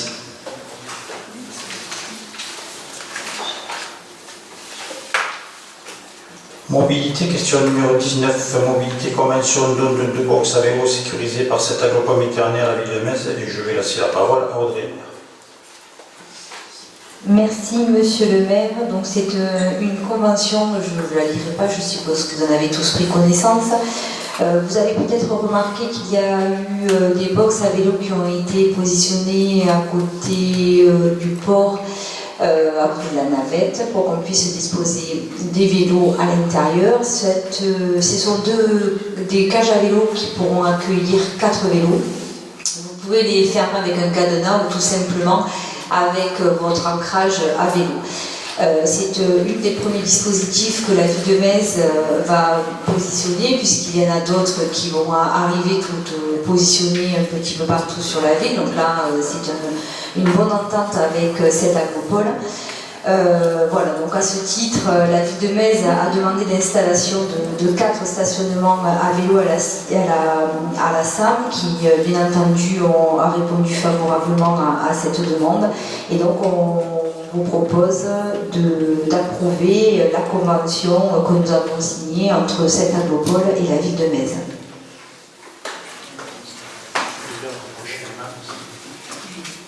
Donc oui, je répète. Donc prochainement, il y a des racks à vélo qui vont être positionnés sur le parking des tonneliers, qui va permettre aux vélos électriques de pouvoir stationner en toute sécurité et également se recharger. Voilà, ce sont des équipements qui sont gratuits pendant 1 an pour la rack à vélo, pareil pour les cages. Comme je vous l'ai précisé tout à l'heure, on va en disposer un petit peu partout dans la ville. La ville de Metz a tenu à faire une étude sur la mobilité qui sera restituée plus tard.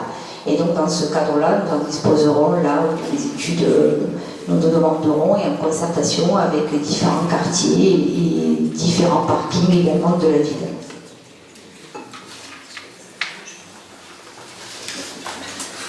Des questions, des observations? Je mets au vote qui est contre, qui s'abstient, qui est pour.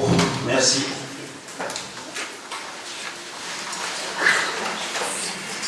Alors nous passons aux questions diverses. Et les informations internes, je vais laisser la parole à Séraphin qui va nous présenter un peu. Non, tu n'as pas mis? Bon, alors je laisse la parole à monsieur, au directeur général de service qui va nous présenter la réorganisation des services.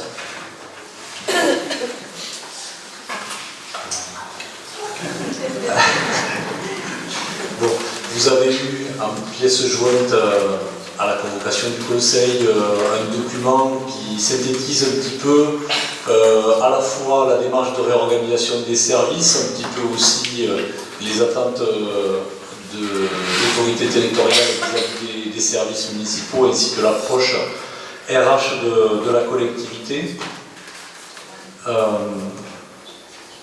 Chacun sait que l'organigramme de la collectivité était existant depuis plus de 10 ans, sans trop de modifications, qu'il y a un certain nombre de secteurs comme l'environnement, comme le commerce, qui n'avaient pas une incarnation au sein des services suffisamment marquée, voire étaient absents.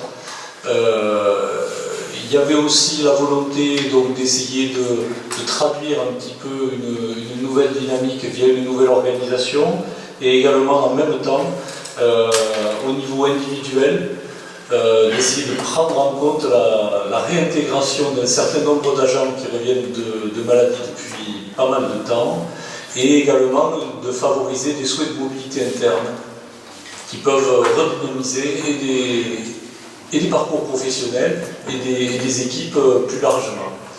Donc c'était le sens de ce travail qui a été mené de manière on ne peut plus participative en interne, qui a été présenté aux agents le 19 avril et aussi expliqué aux services qui n'ont pas pu venir à cette réunion pour nécessité de service, bien sûr, public. Cette réorganisation a donc donné lieu à la définition d'un nouvel organigramme, surtout avec une nouvelle forme, donc celle d'un rond, d'un camembert, qui montre un peu une unité et une volonté d'absence de notion de hiérarchie et de pyramide, comme on peut le voir souvent, et au contraire de complémentarité. Bon, et de modernité autant que faire se peut. Voilà. Donc toute cette organisation cible se met en place progressivement, toujours en discussion avec les services sur le calendrier de réorganisation, les lieux de travail, des locaux qui peuvent changer pour certains, mais ça se fait toujours en échange avec, pour le coup, tous les services et tous les agents concernés, toujours en lien bien sûr avec les élus et les organisations syndicales.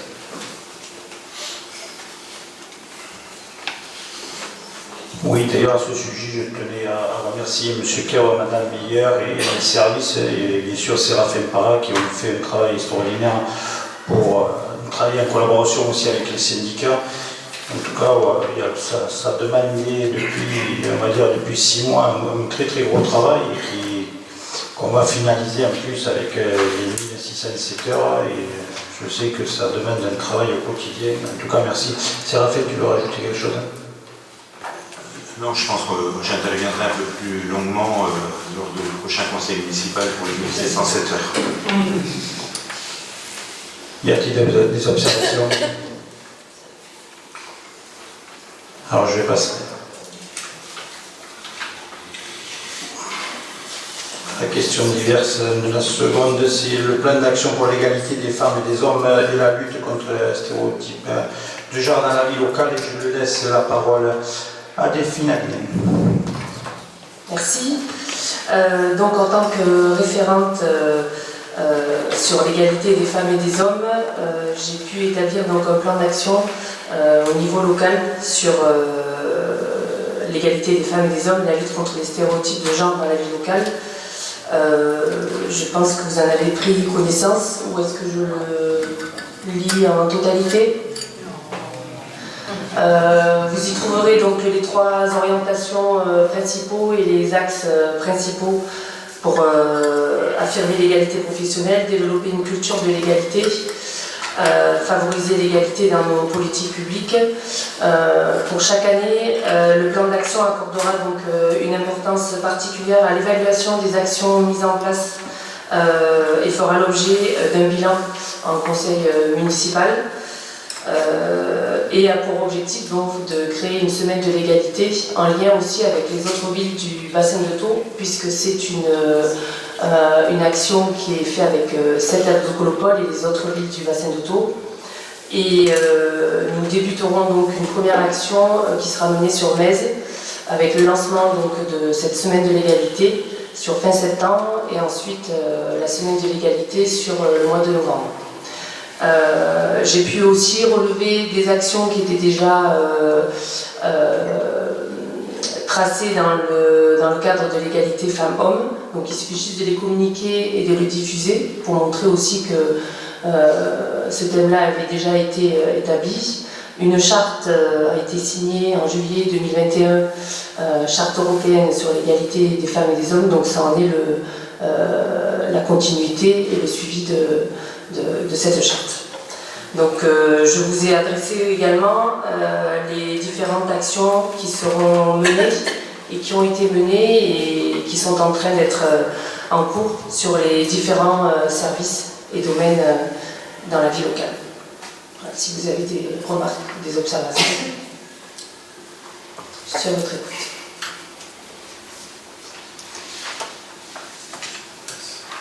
Monsieur Focas. Bon, déjà tout d'abord, très bonne initiative quand j'ai lu questions diverses, égalité homme-femme. Super, oui, il faut travailler pour ça, il faut aller plus. Il y a beaucoup de choses à faire. Il y a beaucoup de choses à faire aussi sur les violences. Sur les violences, et là, sur ce volet-là, on est. Excuse-moi, mais il n'y a pas grand-chose. Et après, quand je prends le document, on a un plan d'action pour l'égalité des femmes et des hommes, et c'est là que je tombe sur et la lutte contre les stéréotypes de genre dans la vie locale. Moi, chaque fois que j'entends le mot genre, j'ai mes poils un peu qui se hérissent. Pour me traiter de vieux bof, ça me dérange pas. C'est un débat qui mérite d'être posé, qui mérite aussi qu'on en discute. C'est pas ça que je veux dire. Moi, ce qui me gêne, c'est quand on commence à dire bon, ben, on va aller dans le périscolaire, on va aller dans les associations et on va prôner la bonne parole. Et la bonne parole, c'est laquelle? Pour avoir la bonne parole, il faut débattre d'abord et être d'accord sur le constat. Alors oui, pour favoriser l'égalité des chances, évidemment, l'égalité des chances, parce que moi le mot égalité tout court, il ne me plaît pas. Moi je suis pour l'égalité des chances, pas pour l'égalitarisme. On est tous différents. On est tous différents, et je fais partie de ceux, contrairement à ceux qui veulent que tout le monde se ressemble, que tout le monde réagisse pareil, je fais partie de ceux qui favoriseraient plutôt que chacun cultive sa différence. Parce qu'on est tous différents, et c'est parce qu'on est tous différents entre hommes et hommes, entre hommes et femmes, entre femmes et femmes, qu'on est complémentaires et qu'on arrive à réaliser de grandes choses. C'est un exemple, le conseil municipal. Et bien sûr, je suis opposé à tout ce qui peut déconstruire. Il y en a qui l'assument. De dire qu'il faut déconstruire, qu'il faut déjà déconstruire ou déconstruire la civilisation française, ou déconstruire la culture française, même certains, il y en a qui disent qu'elle n'existe pas. Et je crois que mon sentiment à moi, c'est celui de la majorité des Français et la majorité des gens et des maisons pour le moment. Pour le moment, peut-être un jour le débat les fera avancer. Alors avant de vouloir imposer à nos concitoyens, à nos associations, à nos enfants, une vision des choses, comme j'ai dit, il faut en débattre. Et surtout obtenir l'assentiment de la population. Et j'ai peut-être eu tort, j'ai été heurté en lisant en tombant sur cette histoire de stéréotypes de genre, parce que j'ai une autre analyse là-dessus. C'est mon droit.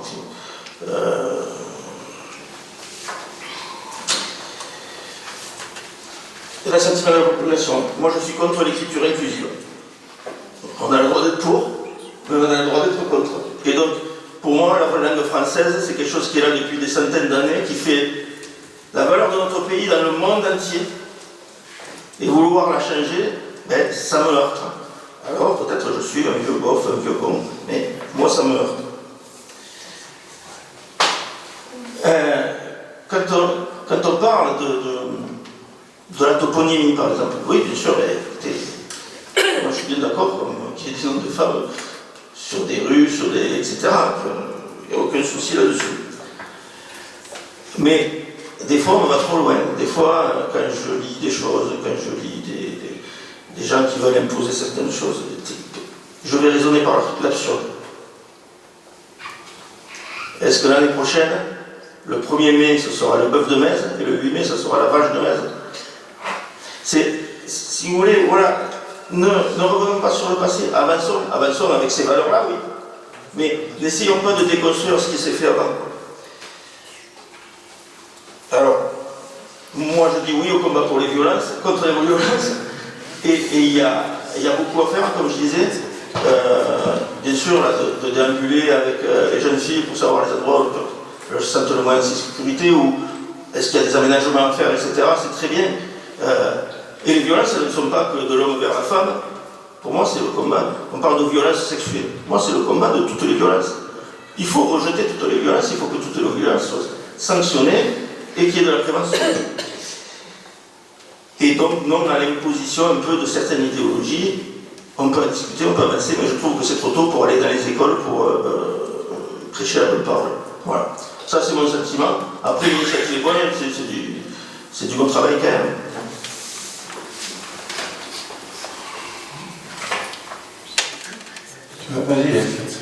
Alors, les actions, bien sûr, elles ne sont pas imposées. C'est travailler avec les services, avec les écoles, les collèges, en sachant qu'au collège, il y a déjà des actions de sensibilisation sur les égalités femmes-hommes et la lutte contre les stéréotypes. C'est juste de les communiquer un peu mieux et de mieux les diffuser pour qu'on sache que dans la vie locale, les citoyens, ça existe. Parce que peut-être que les parents le savent, mais les personnes, pas forcément d'enfants au collège, ne savent pas ce qui se passe au niveau de l'éducation pour les jeunes qui sont à l'école. Au niveau des rues, toponymie mésoises, c'était juste une information. En fait, les exemples qui sont donnés, c'est pour montrer que ça se joue dans tous les domaines, même au niveau de l'urbanisme. Après, bien entendu, on ne va pas modifier toutes les rues et compter le nombre de rues qui sont avec des noms de femmes, avec des noms de... Et puis je pense que ça, c'est pas à moi d'en décider et de l'imposer. Voilà. Si tu veux, excusez-moi, si tu veux, moi je ne mets pas sur le même niveau l'égalité homme-femme et cette question des stéréotypes de genre qui est un débat mais qui moi n'a rien à faire, si tu veux, on n'a pas à aller commencer à sensibiliser les enfants sur les stéréotypes de genre. Je pense que c'est pas leur rendre service, je pense que on peut les déstabiliser, et c'est pour ça que je suis réticent. Je ne dis pas que le débat ne mérite pas d'être, mais je pense que c'est un débat des adultes, d'abord. Et comme les adultes aujourd'hui ne sont pas encore d'accord entre eux, je pense qu'il faut commencer par là, que les adultes soient d'accord entre eux, pour pouvoir peut-être un jour passer à une étape différente. Mais ça commence dès le plus jeune âge, non? Et oui, mais le problème, c'est qu'on n'a pas, nous, en tant qu'entité, en tant qu'élus, à aller. Il y a peut-être des choses sur lesquelles je ne serais pas d'accord sur ta définition des stéréotypes de genre. Tu vois ce que je veux dire? Il y a déjà un peu de l'égalité. Excuse-moi, dans le plan d'action, j'ai défini le stéréotype de genre. Oui, ta définition. Ah non, c'est pas moi qui l'ai inventé. Non, elle a été prise du rapport sur l'égalité des femmes et des hommes, qui est là-dedans. Et quand on parle d'égalité des femmes et des hommes, c'est vrai qu'on revient toujours sur les femmes, sauf que quand on lit le rapport, les 3 quarts, on parle que des femmes. Les écarts sont impressionnants. Et dans tous les domaines. Et ça, c'est oui, parce qu'après il y en a qui disent oui, mais les hommes ne sont pas mentionnés, ou il n'y a pas forcément d'actions qui sont avec les hommes. Mais d'accord. Mais les stéréotypes de genre, voilà, c'est pour ça que je l'ai défini et que je l'ai introduit dans le plan d'action. Parce que ça en fait partie, c'est un lien. Voilà. Oui, me semble-t-il aussi qu'il est important de préciser que dans les écoles, tout ce qui concerne l'égalité homme-femme sera pris en compte, notamment au niveau du projet éducatif qui sera éventuellement présenté, projet éducatif du territoire. L'idée n'est pas du tout d'aller dans les écoles pour prôner la bonne parole ou essayer d'enseigner ou d'inculquer par la bonne parole des choses aux enfants. Me semble-t-il que l'idée est de prendre en compte dans les politiques publiques et dans les actions qui seront à mener cette égalité qui est aujourd'hui quelque chose à défendre au sein de notre société. D'autant que si je regarde sur le travail qui a été présenté par Madame maintenant, il y a un bilan qui a été fait des différentes actions qui sont déterminées et des actions qui seront à mener. Et l'idée est dans nos actions de prendre en compte cette notion d'égalité. Voilà. Je n'ai pas remis en cause du tout cette notion d'égalité. Et tu comprends ma différence. Par contre, vous n'avez pas pris pour exemple un Cital Leboeuf. J'avais envie un peu de faire réagir parce que des fois ça me dort en fin de séance et donc. Oui, Philippe. Bonsoir. En fait, ce qui te pose problème, c'est plutôt la notion de genre, si je comprends bien. Oui, parce que c'est ça qui est chaud. On peut partir sur certaines choses, tu vois de ce que je veux dire. Il se trouve que cette notion aujourd'hui, elle est totalement acceptée de tout le monde, c'est-à-dire qu'il y a des hommes et des femmes, et un homme on ne peut pas définir, il y a des femmes qui ne peuvent pas se définir à travers le sexe de femme, et des hommes qui n'arrivent pas à se définir à travers le sexe d'homme. Et il y a des gens qui ne veulent pas vieillir. Non, c'est juste un constat. C'est-à-dire que c'est ça la réalité. C'est-à-dire qu'on ne peut pas nier la réalité, cette réalité, elle existe, c'est une réalité sociale. Et la discrimination, elle se passe aussi à ce niveau-là. Elle se passe au niveau de cette discrimination des hommes qui sont plus femmes que hommes et des femmes qui sont plus hommes que femmes. Et donc, on le voit bien dans les écoles, tout le harcèlement qui peut exister dans certaines écoles, etc., et par les réseaux sociaux, souvent, c'est cette discrimination-là qui est responsable de ces harcèlements. Voilà. Donc c'est important qu'on en parle. Il n'est pas question de déconstruire la notion d'homme et de femme, mais il est question simplement de faire ce constat-là et que les enfants soient conscients qu'il y a cette réalité-là. Et qu'à partir de là, c'est le droit à la différence. Voilà, c'est le droit à la différence, comme tu disais tout à l'heure, c'est un droit à la différence et on est tous différents et qu'à un moment, on doit respecter cette différence dans la mesure où elle ne nuit pas à nos convictions. Moi, je suis 100% d'accord avec ce que tu dis, il n'y a pas de problème là-dessus. Voilà, non, monsieur. Il faut combattre ce genre de discrimination. Oui. Après, des fois, il y a des comportements qui donnent l'impression qu'on promeut certaines situations. Il y a des comportements où un gamin ne se posait pas de questions, il va s'en poser justement parce qu'on est passé à cette étape-là. Tu vois ce que je veux dire? Je ne dis pas que j'ai raison, je dis c'est difficile. C'est difficile.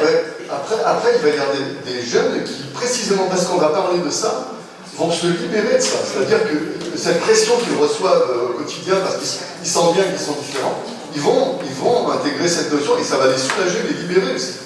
Donc il y a les deux, effectivement. Je suis d'accord avec toi, c'est qu'il faut être méfiant. Il faut y aller sur la pointe des pieds, ça c'est évident. Mais on n'est pas là pour... Et je pense que la charte que propose Mme Aknin n'est pas du tout là pour déconstruire ça. Mais au contraire, être dans l'appréciation de la réalité, d'en faire part à chacun et de nous rendre chacun conscient de ces discriminations-là. Je crois que c'est ça qui est important. Et c'est important, je pense que c'est important d'avoir eu ce débat-là et cette discussion. C'est le but des questions diverses, justement, pour débattre, et je pense que ça amènera d'autres débats sur le sujet.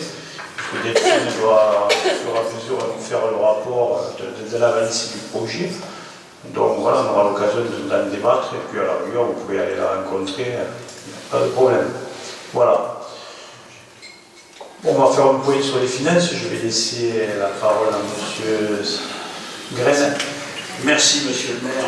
Et oui, alors on va finir cette séance du Conseil avec un petit peu d'optimisme sur l'avenir. Je vais évoquer les subventions qui ont été notifiées depuis le début de l'année, le suivi de l'exécution budgétaire et une question de refacturation à cette agricole Méditerranée. Alors, les subventions notifiées concernent le programme d'adaptation programmée où cette agricole Méditerranée s'est engagée à verser 99 431 €, c'est-à-dire 30% de la dépense, conformément à la demande. S'agissant de la rénovation des remparts, subvention de 44 446 € de la part de l'État, 29 964 € de la part de cette agricole Méditerranée, ce qui est conforme aux demandes, et nous attendons notification de la subvention que doit faire verser le conseil départemental de l'Hérault, donc prochainement, qui devrait représenter 30% de la dépense. S'agissant maintenant des bio-huttes, l'agence de l'eau verse 10 284 € conformément à la demande qui lui a été exprimée. Alors, maintenant, suivi de l'exécution budgétaire 2022. Alors, on a mis en place un suivi mensuel qui, en fait, se fait en 3 temps. D'abord, un suivi global de l'exécution budgétaire en lien avec la comptabilité, un suivi ensuite particulier des charges de personnel en lien avec le service des ressources humaines, et enfin un suivi de l'ensemble des opérations d'investissement avec les différents chefs de projet. Alors actuellement, et au stade où nous en sommes, l'exécution budgétaire est plutôt favorable et n'inspire pas d'inquiétude quant à la trajectoire qui a été adoptée pour nos finances jusqu'au 31/12/2022. Nous restons en attente sur les modalités du dégel du point d'indice, notamment en ce qui concerne le calendrier d'application et les taux d'évolution, qui aujourd'hui ne sont pas connus, et je pense qu'on ne saura rien avant la mise en place du gouvernement qui suivra les élections législatives. Enfin, troisième point positif, une refacturation à cette agropole Méditerranée. En effet, on a pu constater que cette agropole Méditerranée n'avait pas assuré le règlement de l'entretien de la médiathèque et de l'école de musique. Donc on lui a refacturé 3 années de ses prestations pour un montant total qui s'élève à plus de 82 000 €. Oui, moi je présente autrement, c'est-à-dire que ça fait 3 ans que la médiathèque qui est intercommunale, l'entretien, c'est la ville de Metz qui l'assure. Donc voilà, donc nous avons décidé, nous avons envoyé une facture à la GO, une facturant les 3 années de ménage d'entretien de la médiathèque, ce qui représente 82 000 €. Voilà. Et leur réaction, c'est quoi? Et la réaction, ils ont essayé de négocier, mais bon, voilà, on n'est pas des marchands de tapis.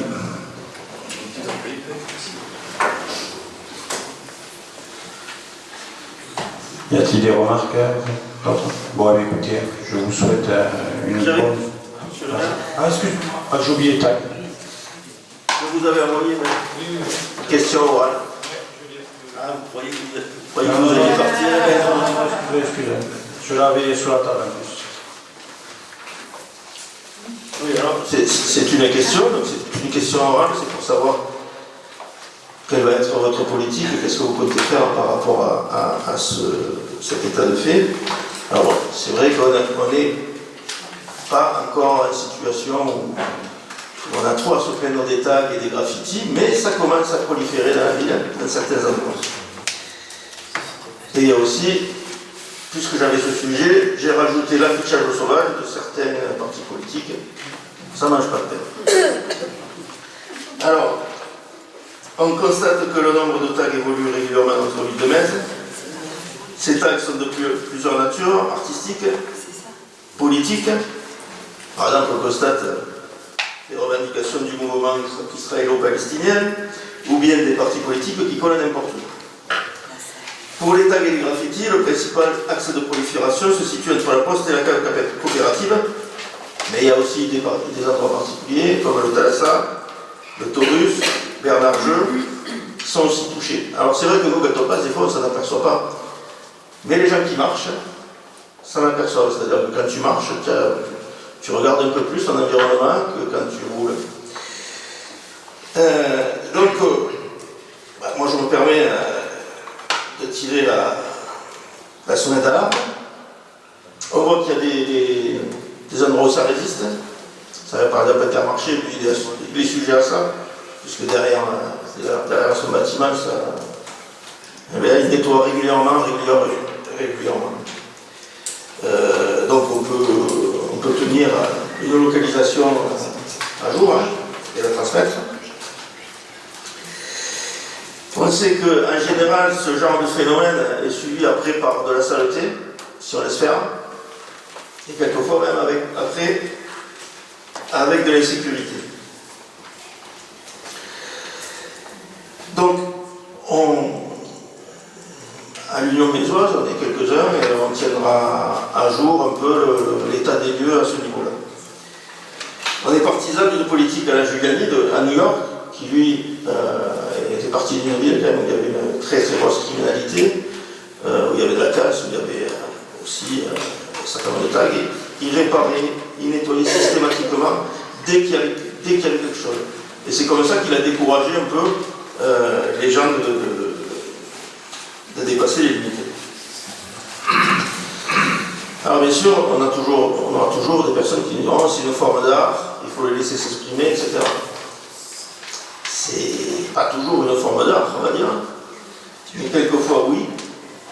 Et je pense que pourquoi pas mettre à disposition un mur quelque part pour qu'ils puissent s'exprimer, même si certains dans leur culture ils n'y ont pas. Mais il y en a certains quand même qui jouent le jeu dans certains endroits. Par exemple à Montpellier, ils ont laissé le garde en somme pour ce genre de choses. Bon, ben, ça ne s'arrête pas. Bon. Je ne dis pas que c'est beau, mais au moins. Et voilà, donc je voulais savoir si vous nous suivez un peu dans cette analyse et dans la façon d'y répondre. Voilà. Je vous remercie. Si j'avais le regretté Yves Pietrasanta, il me dirait que M. Foucault doit être une sentinelle. Mais non, mais c'est vrai qu'à force, vous avez raison, à force d'y passer devant, on finit qu'on ne les voit plus. Et bon, après j'ai regardé le décès que vous nous avez envoyé. Il y en a, je crois qu'il y a au moins 15 ans qu'ils y sont dessus. Bon bref, ça s'est rajouté. Alors sachez qu'il y a eu aussi des rapports d'infraction, hein, puisque là j'ai un rapport de la police où il y a 5 personnes qui avaient été attrapées et bien sûr c'est parti au tribunal de grande instance de Montpellier. Nous attendons de recevoir le jugement pour qu'il puisse payer les frais on va dire, pour enlever ces tags. Mais c'est vrai, vous avez raison, on va s'y atteler, on va faire une sorte de... mais ce que je peux vous dire, c'est que la police a un sacré catalogue de tags, ils en connaissent pas mal et au fur et à mesure, voilà, on les attrape. Mais bon, il y en a malheureusement qu'on n'attrape pas. Après, vous parlez de mur. Je sais que le skatepark est un endroit où une fois les jeunes ont pu ça va dire tailler. Voilà, après des murs, hein. On peut en trouver des murs, mais vous savez comme moi, quand vous passez sur l'autoroute ou n'importe où, vous en voyez, même des endroits, on se demande, je crois que les payeurs pour y aller, ils n'y iraient pas. Mais bon, en fait, c'est comme ça. Mais bon, c'est vrai que c'est un problème récurrent, mais bon, on va faire en sorte. Alors après, c'est vrai que quand on va sur des murs privés, il y a aussi la problématique de, bon, quand vous mettez un coloc Karcher, d'enlever le revêtement et après se retrouver. Alors c'est vrai que là, c'est au privé à faire marcher leur assurance. Il faut faire la part des choses. Mais bon, on va le regarder. Par rapport à l'affichage, c'est vrai, c'est toujours les mêmes qui affichent malheureusement, surtout sur les transformateurs, c'est toujours les mêmes. Et là, c'est pareil. Écoutez, ce qu'on va faire, c'est que le moment, on déposera plainte contre les candidats qui viendront coller. On va dire surtout qu'il y a quand même pas mal de panneaux d'affichage. Maintenant, on a les panneaux d'affichage d'opinion. Bon, il y en a 4. Hein. Voilà, mais de toute façon, c'est toujours pareil. Il y a des gens qui respectent et qui toujours collent là où ils doivent coller, au moment où ils doivent coller. Et puis il y a des gens qui se sentent pas concernés par les lois, par les règlements. Donc, je pense que cela, au bout d'un moment, et c'est toujours les mêmes comme tu dis, il va falloir leur faire comprendre que c'est tout le monde pareil. Mais égalité. Ce week-end, j'ai vu même un bonhomme sur le rond-point, en sortie de carrefour. Voilà. Donc, je ne sais pas si c'est Raphaël vous rajouter quelque chose. Non, en l'occurrence, c'est vrai que Metz encore est un peu épargné. On a, au niveau de la vidéoprotection, la police municipale est très attentive en la matière. Donc moi, suite à votre question, moi j'ai contacté les services techniques. Alors on n'est pas équipé des produits comme les grandes villes, comme Montpellier, mais Montpellier, Metz, c'est pas Montpellier. Vous avez comparé Metz à New York, donc Thierry Baeza à Giuliani. C'est vrai que voilà. Si on part dans cette idée qu'à notre petit niveau, on peut rien faire, on n'a rien à faire ici. Non, attendez. Je crois que c'est pas ce qui a été dit. C'est pas ce qui a été dit. C'est facile. Moi, si vous voulez, quand vous voulez, on prend une voiture, on sort. Et des infractions, comme dirait l'autre, je vais vous en trouver des centaines. Donc, effectivement, après, il faut déterminer des priorités pour la police municipale.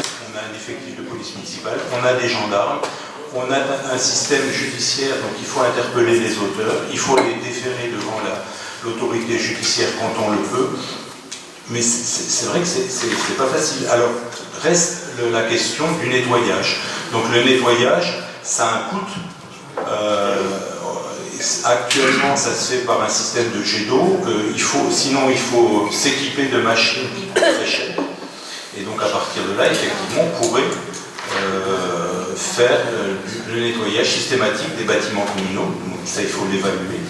Mais c'est un élément à... Je le comprends très bien, il n'y a pas de problème. Et tu as raison quand tu dis qu'il y a 2000 choses à faire et il y a des priorités. On peut estimer que ça peut être une priorité. Et on peut peut-être, avec l'agglo, peut-être mutualiser pour acheter une machine qui puisse permettre de travailler au niveau de l'agglo. Idée. On posera une question sur ce sujet. Philippe? Oui, je voulais préciser deux petites choses, c'est que pour l'instant le tag n'est pas considéré comme un art, c'est le graphe qui est considéré comme un art. Le graphe étant des dessins, etc. Pour l'histoire du mur, ça ne fonctionne pas. On a vu que ça ne fonctionnait pas, il y a eu des essais qui ont été faits, puisque le principe, c'est pas un art, c'est une culture, le tag. C'est-à-dire qu'en fait, ils veulent être vus à des endroits précis. C'est-à-dire que l'intérêt pour eux, c'est d'être vus à plusieurs endroits et d'avoir des parcours avec des gens qui repèrent le tag de machin et de trucs. Et, voilà. Et c'est ça qui est important pour eux. Donc le fait de taguer un mur, ça ne les intéresse absolument pas. Voilà, ça c'est une chose. Après, vous avez associé la notion d'insécurité avec le tag, ça n'a rien à voir. Ce sont des gens, les taggers, ce sont des gens qui sont absolument pas des délinquants dans le sens, ils sont délinquants parce qu'ils font ça sur des lieux privés ou des domaines publics, donc il y a une forme de délinquance, mais il n'y a pas d'insécurité, c'est pas eux qui provoquent la sécurité, c'est plutôt des gens assez paisibles qui ont ça en tête, c'est leur désir de faire ça. Après, bien sûr, c'est pas le nôtre d'avoir nos murs tagués le lendemain matin, ça c'est sûr. Voilà. Tu me permettras sur le dernier point d'avoir un désaccord avec toi, parce qu'il ne faut jamais généraliser. C'est vrai qu'il y en a, c'est des artistes, ils ont une raison de faire de l'insécurité, etc. Mais quand on prend l'habitude d'enfreindre la loi, et qu'on n'est pas puni, et qu'on a l'impression qu'on peut tout se permettre, il arrive un moment, et qu'on est seul la nuit et qu'on n'est pas majeur, il arrive au moment qu'on dérape. Et c'est comme ça que l'insécurité arrive. Dans ce processus-là, pas pour la majorité, mais il suffit de 10% des graffeurs qui créent de l'insécurité et tiennent une augmentation de l'insécurité. C'est ce que les gens... Et le sentiment de l'insécurité, c'est toujours pareil. Ça a été inventé ce mot sentiment d'insécurité, mais les gens, ils la ressentent l'insécurité. Ils ne sont pas tranquilles, les gens, quand ils se baladent. Et ils sont encore moins tranquilles quand ils se baladent dans des endroits qui sont tagués, abîmés ou en mauvais état. Non, mais un graffeur, on ne tombera pas d'accord là-dessus, je pense. Mais un graffeur ou un tagger ne crée pas d'insécurité parce que c'est son art, à lui, il considère. Et c'est un jeu pour lui de jouer avec la police et les policiers, etc. Son but, c'est de travailler la nuit, de ne pas être opéré, par les policiers, etc. C'est un jeu pour lui. Voilà. Alors, c'est pas un jeu pour nous, je te l'accorde. Ça s'appelle de la délinquance. Comment? Ça s'appelle de la délinquance. Oui, c'est ce que j'ai dit. Non, c'est un délit, mais disons qu'il ne met pas en insécurité les gens.